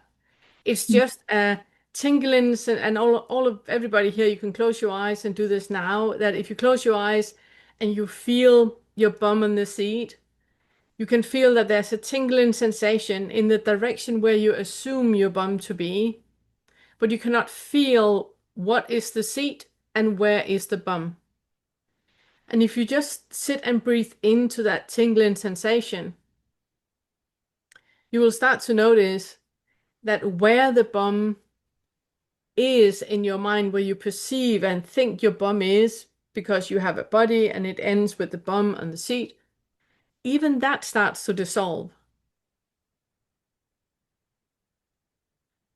So if you now bring awareness from your bum, or where that tingling sensation is, in the direction where you think your bum is, and bring your awareness into the spine, the tingling sensation that goes up where you think the spine is. Some of you will already start to feel that the spine is not where you perceive or where you thought the body was. Some of you might experience that the spine is not erect on top of one another. It's some of it is more to the left and some of it is more to the right. It's not in a straight line anymore.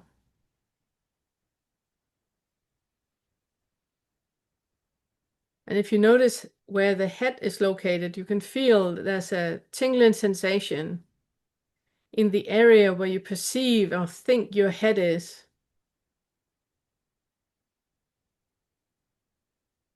But start to notice how even that morphs and dissolves and become part of particles, that you cannot say that where you can feel your nose is, the cold you can feel on your nose, is in any way connected to the back of your head. You might not even be able to feel the back of your head. So what do you actually notice if you remove the form that you think that you have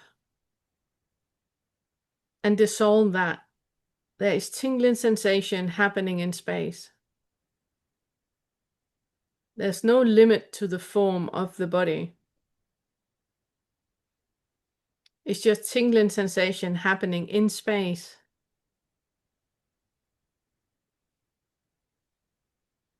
And Claire, where you said that you felt that Kundalini where it was stuck, question that. That tingling sensation where you felt the energy contracting or being located. You can kind of zoom around it for your inner eye, not creating a visualization with your mind, but feel in your body. Feel how it feels when you feel it in a 360-degree observation around it. And I'm not talking about visualization. I'm talking about staying in the body with the experience that you have in your body. And some of you might even have out-of-body experiences right now. Because the limit of the body is not where it actually is. It's just what we conform it and play a story where that is where it is. There's no boundaries to any of it.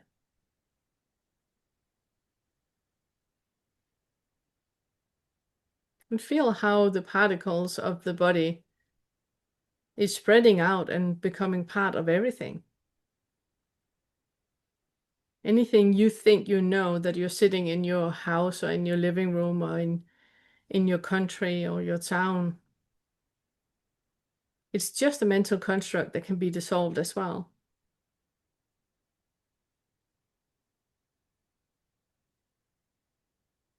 And everything you are is just energy, particles.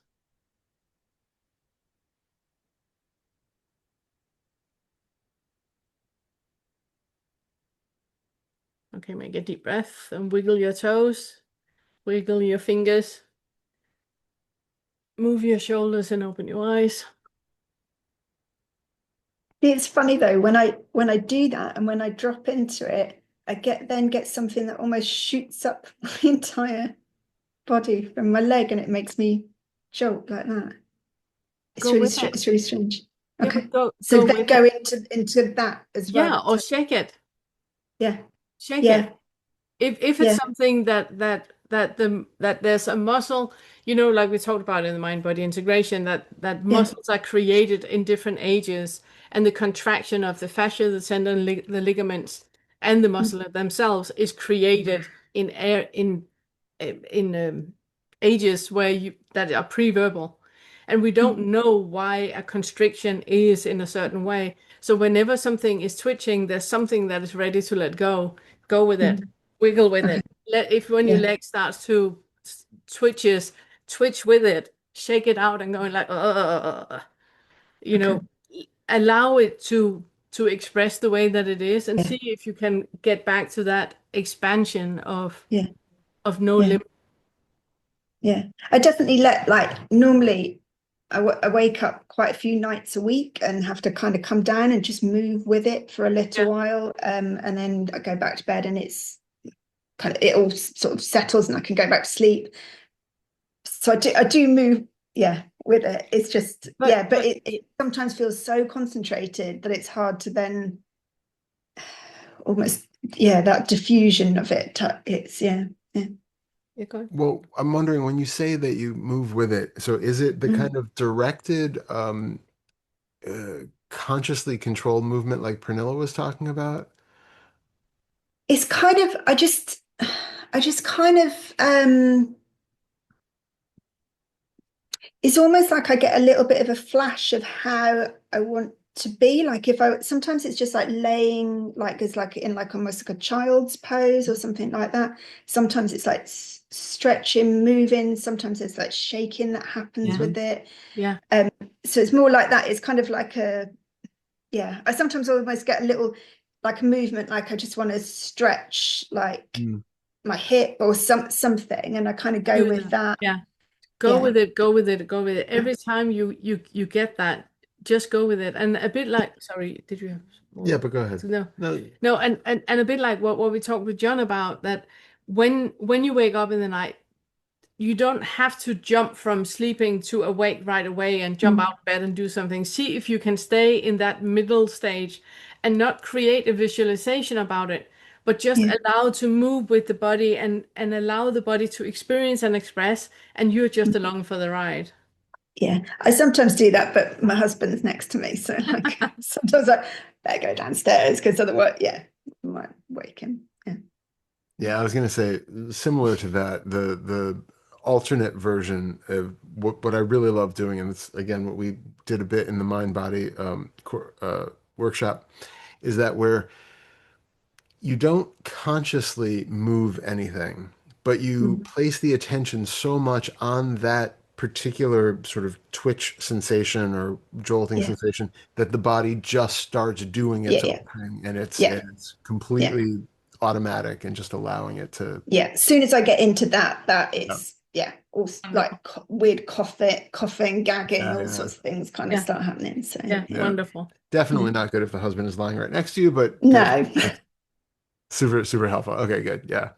But I do, sometimes if it doesn't feel too, I sort of stay in that in between sleep and awake, and that's when it kind of feels like it dissolves out a bit. So and if you don't feel that it's like revealing something for you, you can also ask it. You know, you can also communicate with it. Ask it, what is it you want me to know? I'm absolutely open to whatever you want to tell me. Just let me know, and we do that. It can be a journey, and then you're completely just inviting for your subconscious to give you either an image of what it's about, or a thought about what it's about, or a sound about what it's about. Okay. But I think it's a good idea to practice just going with the body, whatever it wants. Practice noticing the sixth fetter, that there is no limit to anything. Okay. Yeah. And it has as much space as there is in the universe to spread out. It doesn't have to be right here. Stay in. Okay. Yeah, exactly. Yeah. It can Yeah. expand as much as it wants, take up the entire universe. It's free to. Okay. No.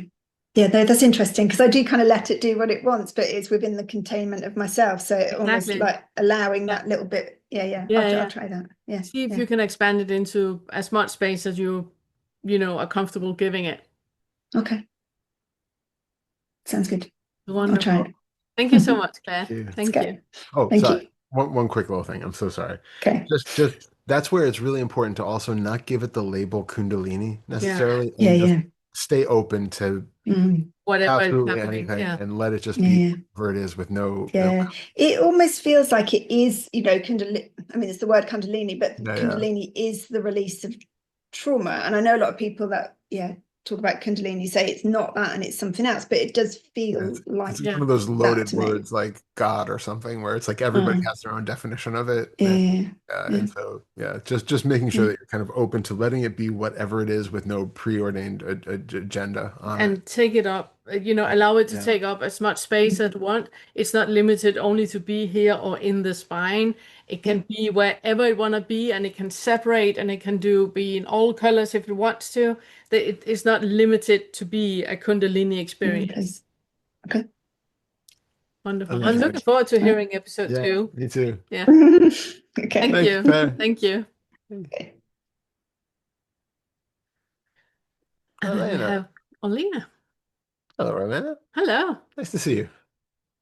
You had a haircut. Several of them. I was going to say, There's several. just one of them.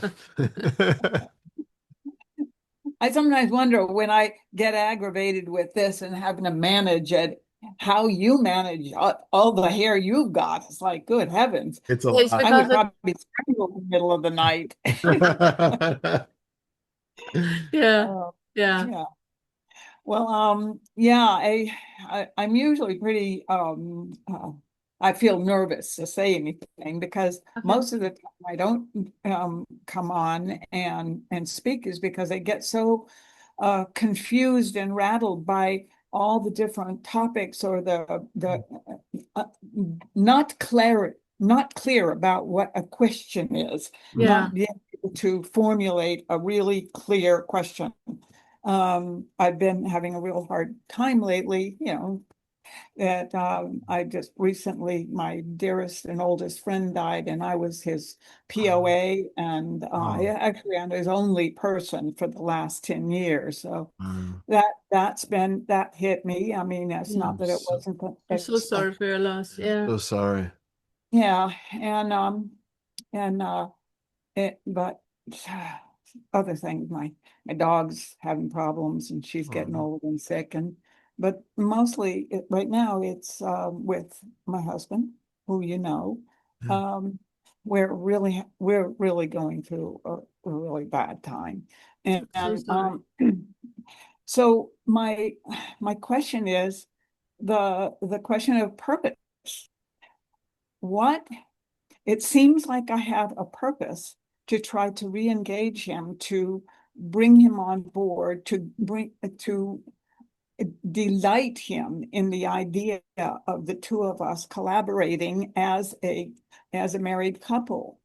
One of the ways I thought I could bring him into my world of interest is to join you all on the workshop. And he really doesn't seem to be very interested, and he also has a lot of criticism and a lot of mental chatter about it, objections.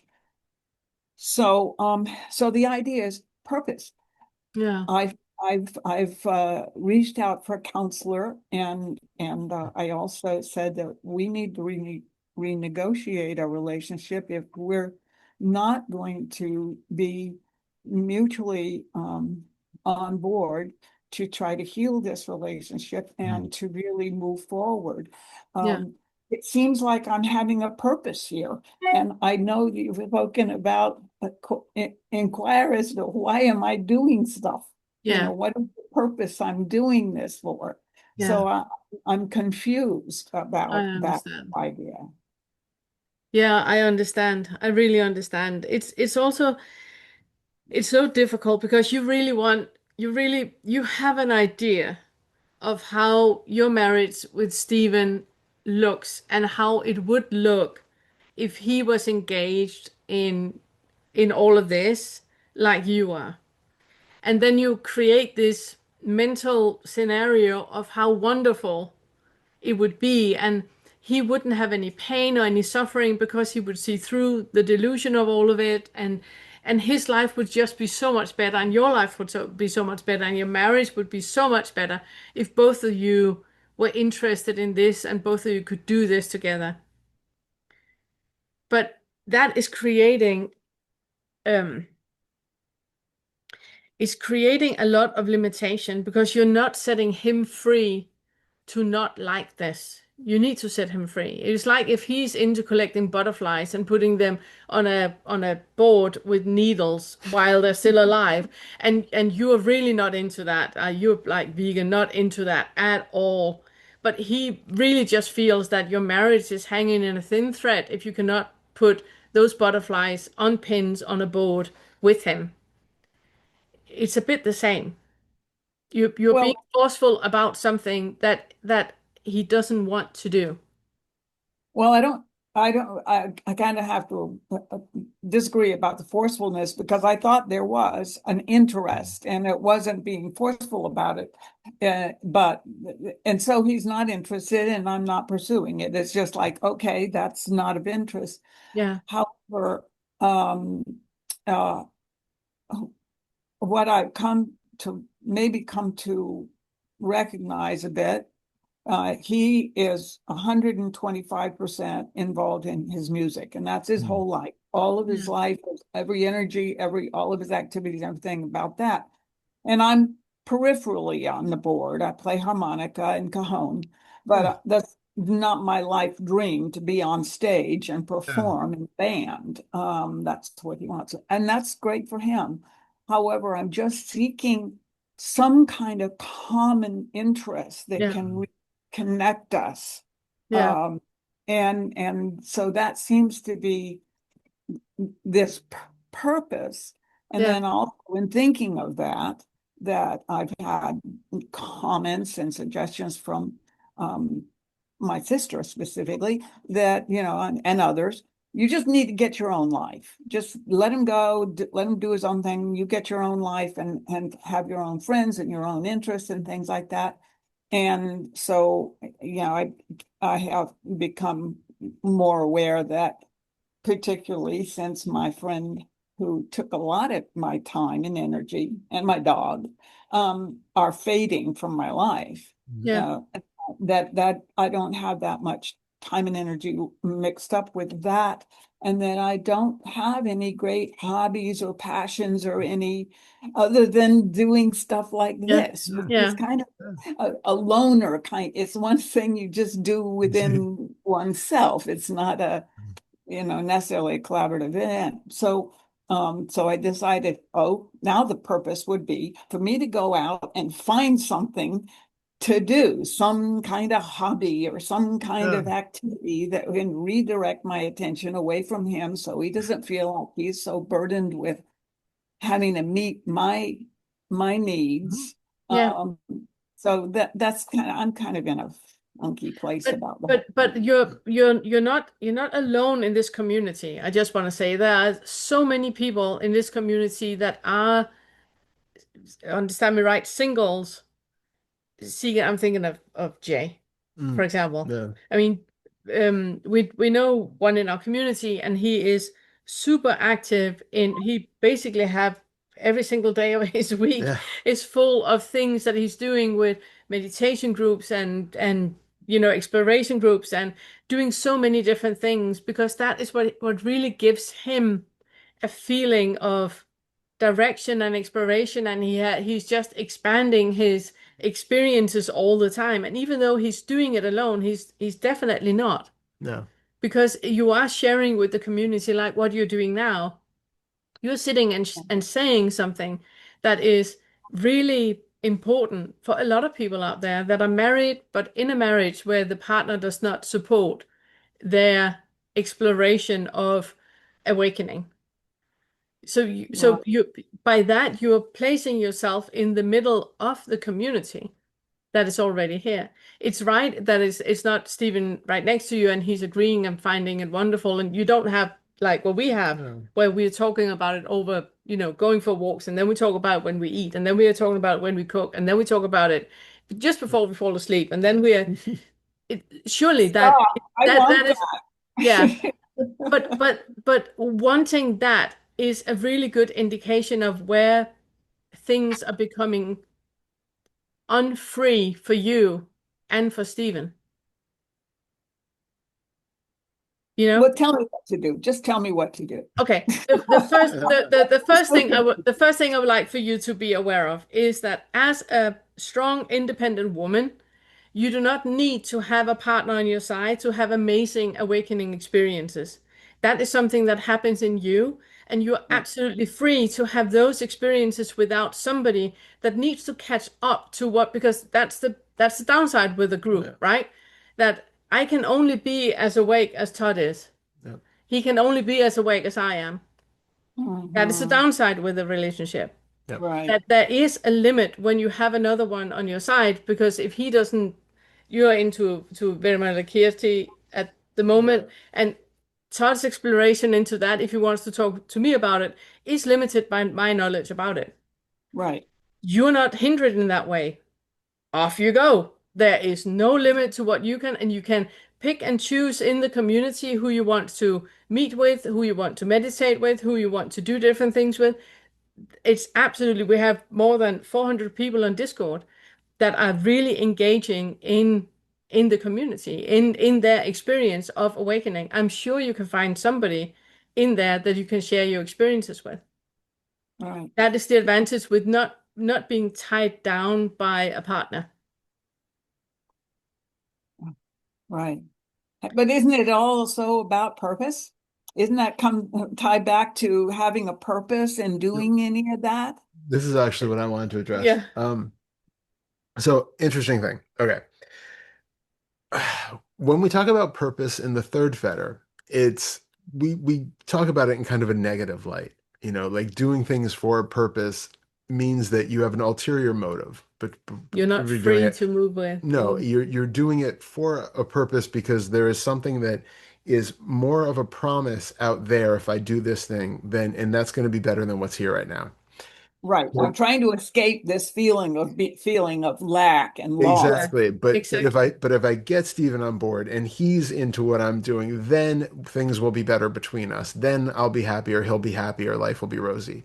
If I find another hobby and I'm doing that and I'm getting that other hobby, then my relationship is going to be better because there's going to be less pressure on Stephen. Also, right. I'm going to be, finding something that I have energy and excitement in doing.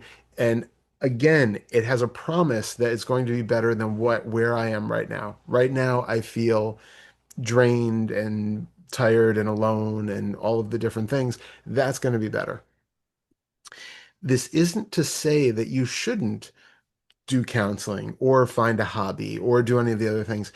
The actual doing is less relevant than the internal experience of that action.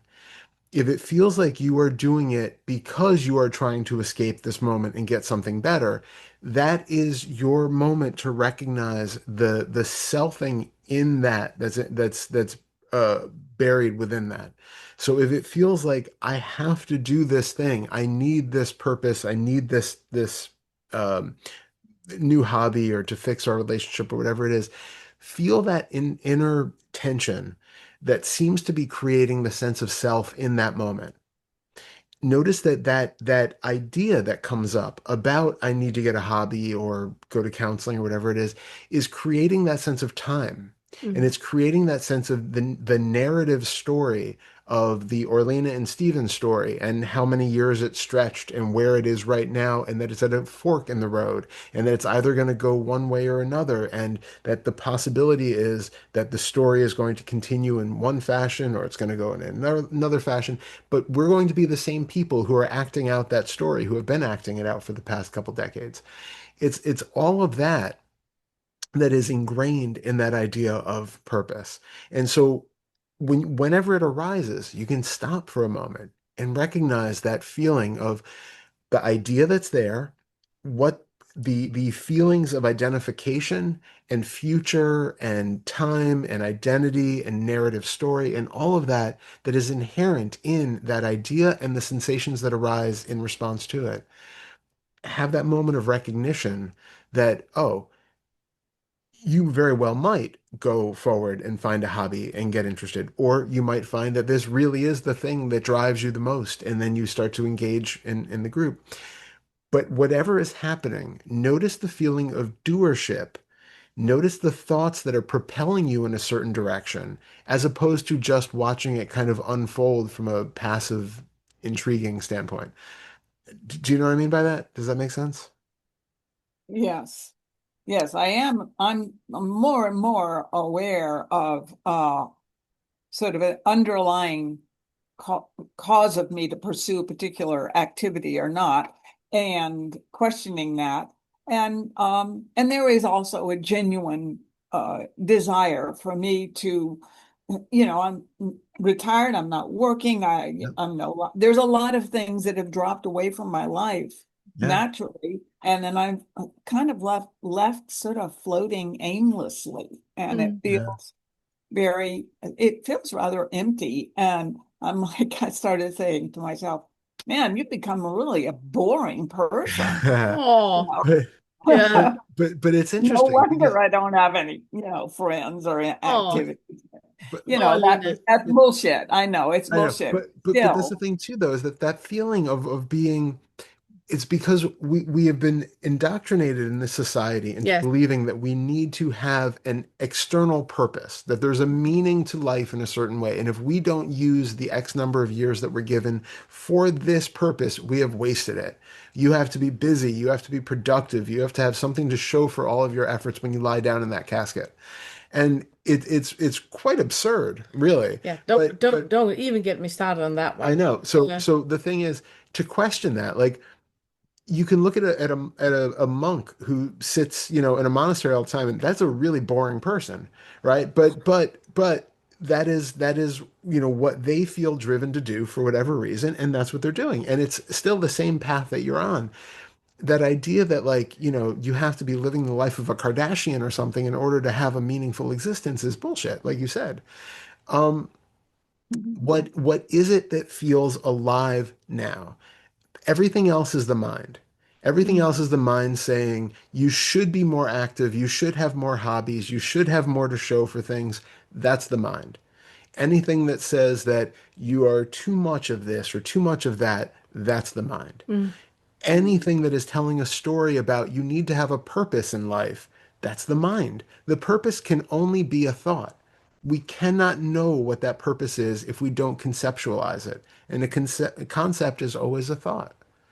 So there's no way around that. That if we have any inkling of having a purpose or a meaning for anything in our life, we are lost in a thought. We Mm. are lost in a belief about something. If you are in direct experience of this moment, there is no way to tell what that could possibly be because a purpose has to include a sense of time and Stretching. narrative linearity. Yeah, that there's something that is stretching across time and has an inherent existence, which is fulfilling some sort of purpose. That there is like a preordained, designated goalpost or end of the race, and that has to be created by the mind. And I love that. I also would like for you to go into that room of being a boring person. You have heard me say that a lot of times when you have an idea of, when somebody goes like, "Oh, you're so boring," or "You're so arrogant," where I want you to go into that room and go like, "You think that is boring? Let me show you what's boring." And then you really, really explore it then it's a pillow and a book under your arm and out in the hammock for the next 2 weeks. You know, it's like, you want to see boring? Let me show you boring. That's the one thing I want to say. The other thing I want to say, and then I'm gonna try to reel it back a bit, because whenever it's about whatever the society has told us to be, it's so cruel and it's so evil, because the society is not a thing. It's something that we maintain within ourselves.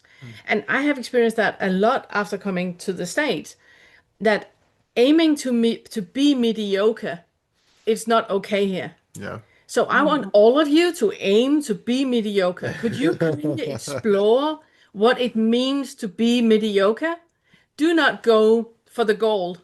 Why fucking bother? Yeah. You know, you're ending up in a casket anyway. Go for mediocre and enjoy the ride.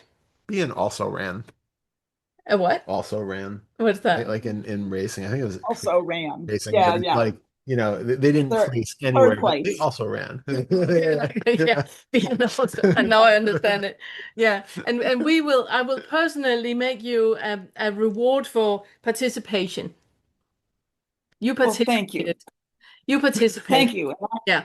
You did not win. You did not lose. You were just in the middle of everything, absolutely mediocre. Did not come out on any bar. Were never, you know, famous for anything, and then you died. You know, love it. Go for that. Go for that.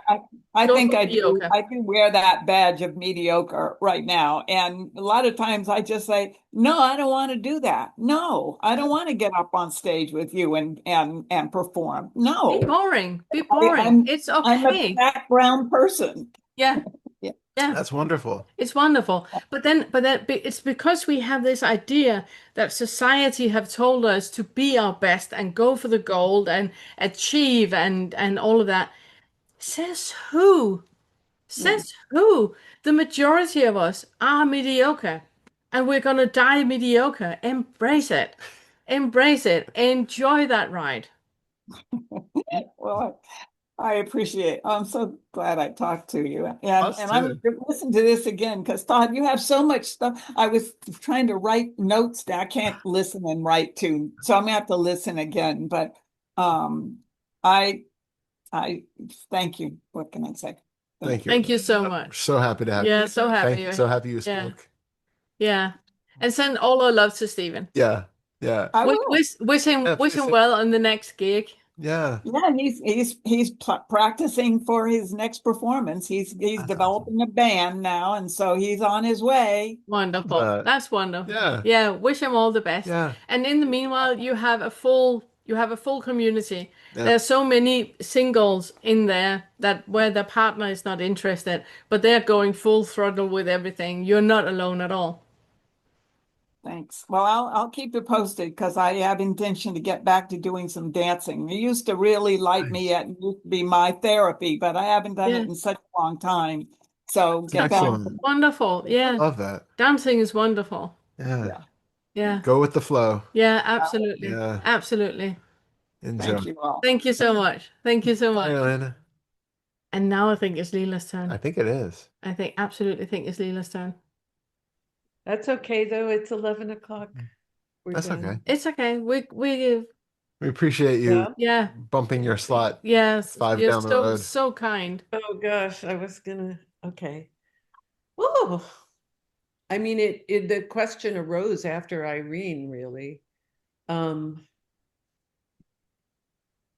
It has to do with well, there was this term that Andrew Yang, or what's his name, Frank Yang uses. He says vipassanalyze things. So dissolving what you were doing with her about the body, dissolving not only the body, but it's eighth fetter, right? It's the idea that there's an observer of any of that, be it whatever. And I've been exploring this thing. Actually, I had a long talk with Kevin Shenelak about this recently, which is, the whole mystery that I always wonder about, why so many teachers who have only hit up to the eighth fetter develop these physical things. Yeah. Later, after teaching for a while, the body comes up, So if sensations are empty and have no form, we attach to the nervous system, for example. If thoughts have no form, we concretize the brain and get fascinated with it. And so the idea, and you're exploring this now with out of body, what as a out of body lucid dreamer person, I realized a while ago was most people, when they talk about out of body or lucid dreaming, they're talking about taking the point of view of a me and moving that individual solid point of view to the observer position and then watching the body. You are not talking about that. No. You're talking about removing that any solidity Yes. as the observer at all. And it isn't actually a traditional out-of-body thing because No, I know. No, wait, let me finish my whole dissertation. And then I want to hear what you have to say, because this is fascinating. This is why I believe the body comes up and haunts post-awakening teachers who are stuck before Fetter 8, because Fetter 8 requires it's the step before the free fall where there's no place to land. So it requires dissolving every landing place, like you were doing with Irene, dissolving even the whole idea we have about asthma and kundalini and all these things are actually body stories about identity, every single one of them. But it's later that starts to dissolve. It doesn't dissolve when you lose the sense of me. That's earlier. And I'm not saying that there, quote, isn't a real body. I mean, who knows if there is or isn't a real body, but I do know that we, me included, tend to get fascinated with the workings of the body instead of continuing on Fetter 8, 9, and 10. So a lot of people stop and go, okay, I have this chronic condition, I have this mystery illness, I have this, and that's real. So I'm going to leave that there. And then I'm still considering myself fully awake all the way through Fetter 10. No, you're not. No, you're not. Because even if you had cancer or whatever going on, it wouldn't be located and it wouldn't be observed. So how would you know you even have it? And how would you suffer from it is my question. So go ahead. No, but it's funny because we actually had that exact conversation just a few hours ago when we were sitting and having lunch. That when we have a condition, because we talked about the P word. Come on, what is it? Perspective? No, when you eat the pill and it works. Oh, placebo. Placebo.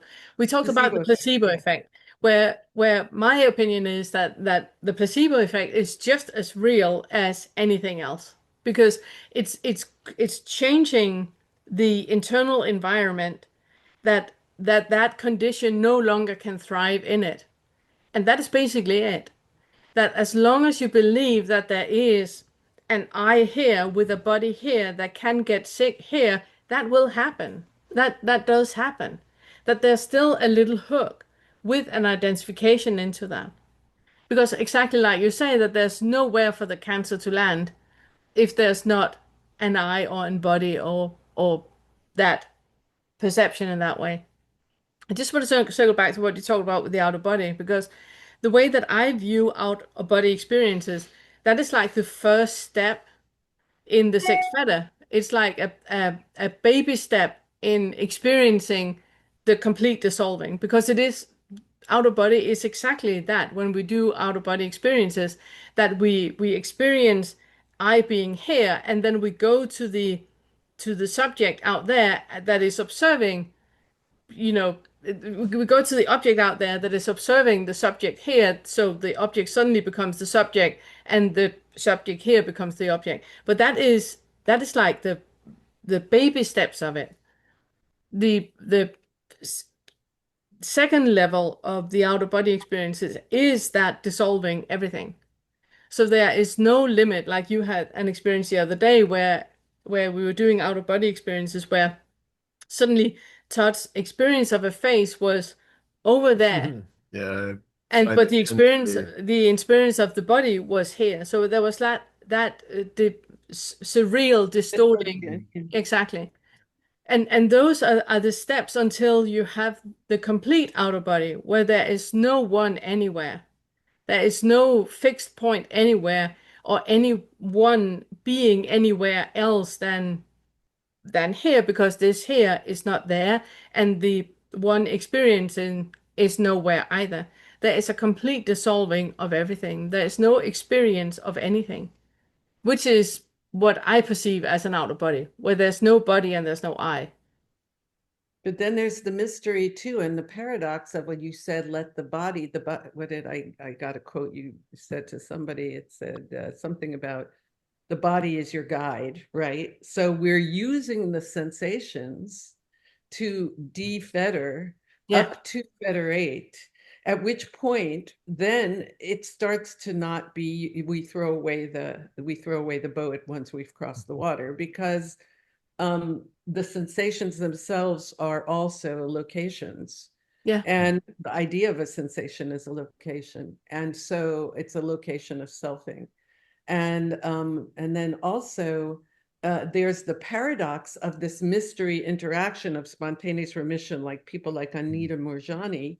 Once she had a full, I think her experience was fully through Fetter 10, but then her cancer just dissolved. It just dissolved. It's what I experienced. Yeah, it's what I experienced. Yeah. It's not going to happen all the time, but it can happen, because I realize this as a doctor, that I don't know what percentage, but what's holding our illnesses in place are the repeated stories we tell ourselves about having the illness.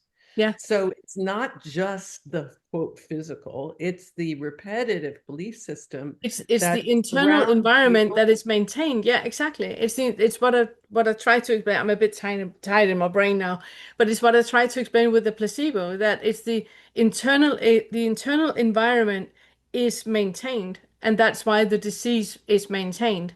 But when the internal environment is changed, then there's nowhere for the disease to develop or to root or to expand in any way, because the internal environment is different. It's like if you have, mold in the basement, it's because of the moisture. If you change the moisture level in the basement, the mold goes away. Because of the internal environment in the basement is different, mold can't grow. So it's that internal environment that needs to change, which I see is where all basically lower than 6 is living, that they're living in a container where there's a subject object experiencing, and something is maintained or defended all the time, and in that disease can grow. But if that internal environment is changed, it has nowhere to land. So that's why Kevin was saying in Fetter 8, he was working with Christiane first, and she had physical Kundalini, and then several other of his early students had Kundalini at Fetter 8. So they were having this sense of the body solidity. Once that started to go, the whatever is being localized starts to blow up. Like the entire thing, the energetic thing that is the body, that we call the body, that we've held on to since babyhood, is no longer located and solid anymore. So then exactly. Yeah, it's a bit of what we talked with Claire about also, that when you have those twitches in the body, allow the body to go with that, allow the body to experience and express that. So it doesn't need a container to stay in anymore, but there's no limit to that twitching. It's not contained anywhere. It can be expressed in whichever wave form that it is. Okay, that's all I need to say now about it. But that was wonderful. It clicked with the conversations. Yeah, I love it. Love it. Thank you so much. Thank you so much, Leela. Yeah. And thank you so much to everyone. So first of all, I would like to say that, does that do it? I don't know. Remove spotlight. Yes, there we go. Yeah. Thank you so much. So the first thing is, remember there's a course now for the first Fetter course. Warmly recommend it. Next time we see you guys is on the 14th, if you would like to join, of August. If you would like to join for the Awakening Together interview that they have. And the next time we have our inquiry meeting is on the 26th of August. Yes. That was it. Thank you so much. Have a wonderful wonderful summer. Yeah. Yeah, have a wonderful summer. Thank you all for being here. Thank you so much for coming. Thank you so much. Thank you. Bye, everyone. Bye. Bye, everyone. Bye.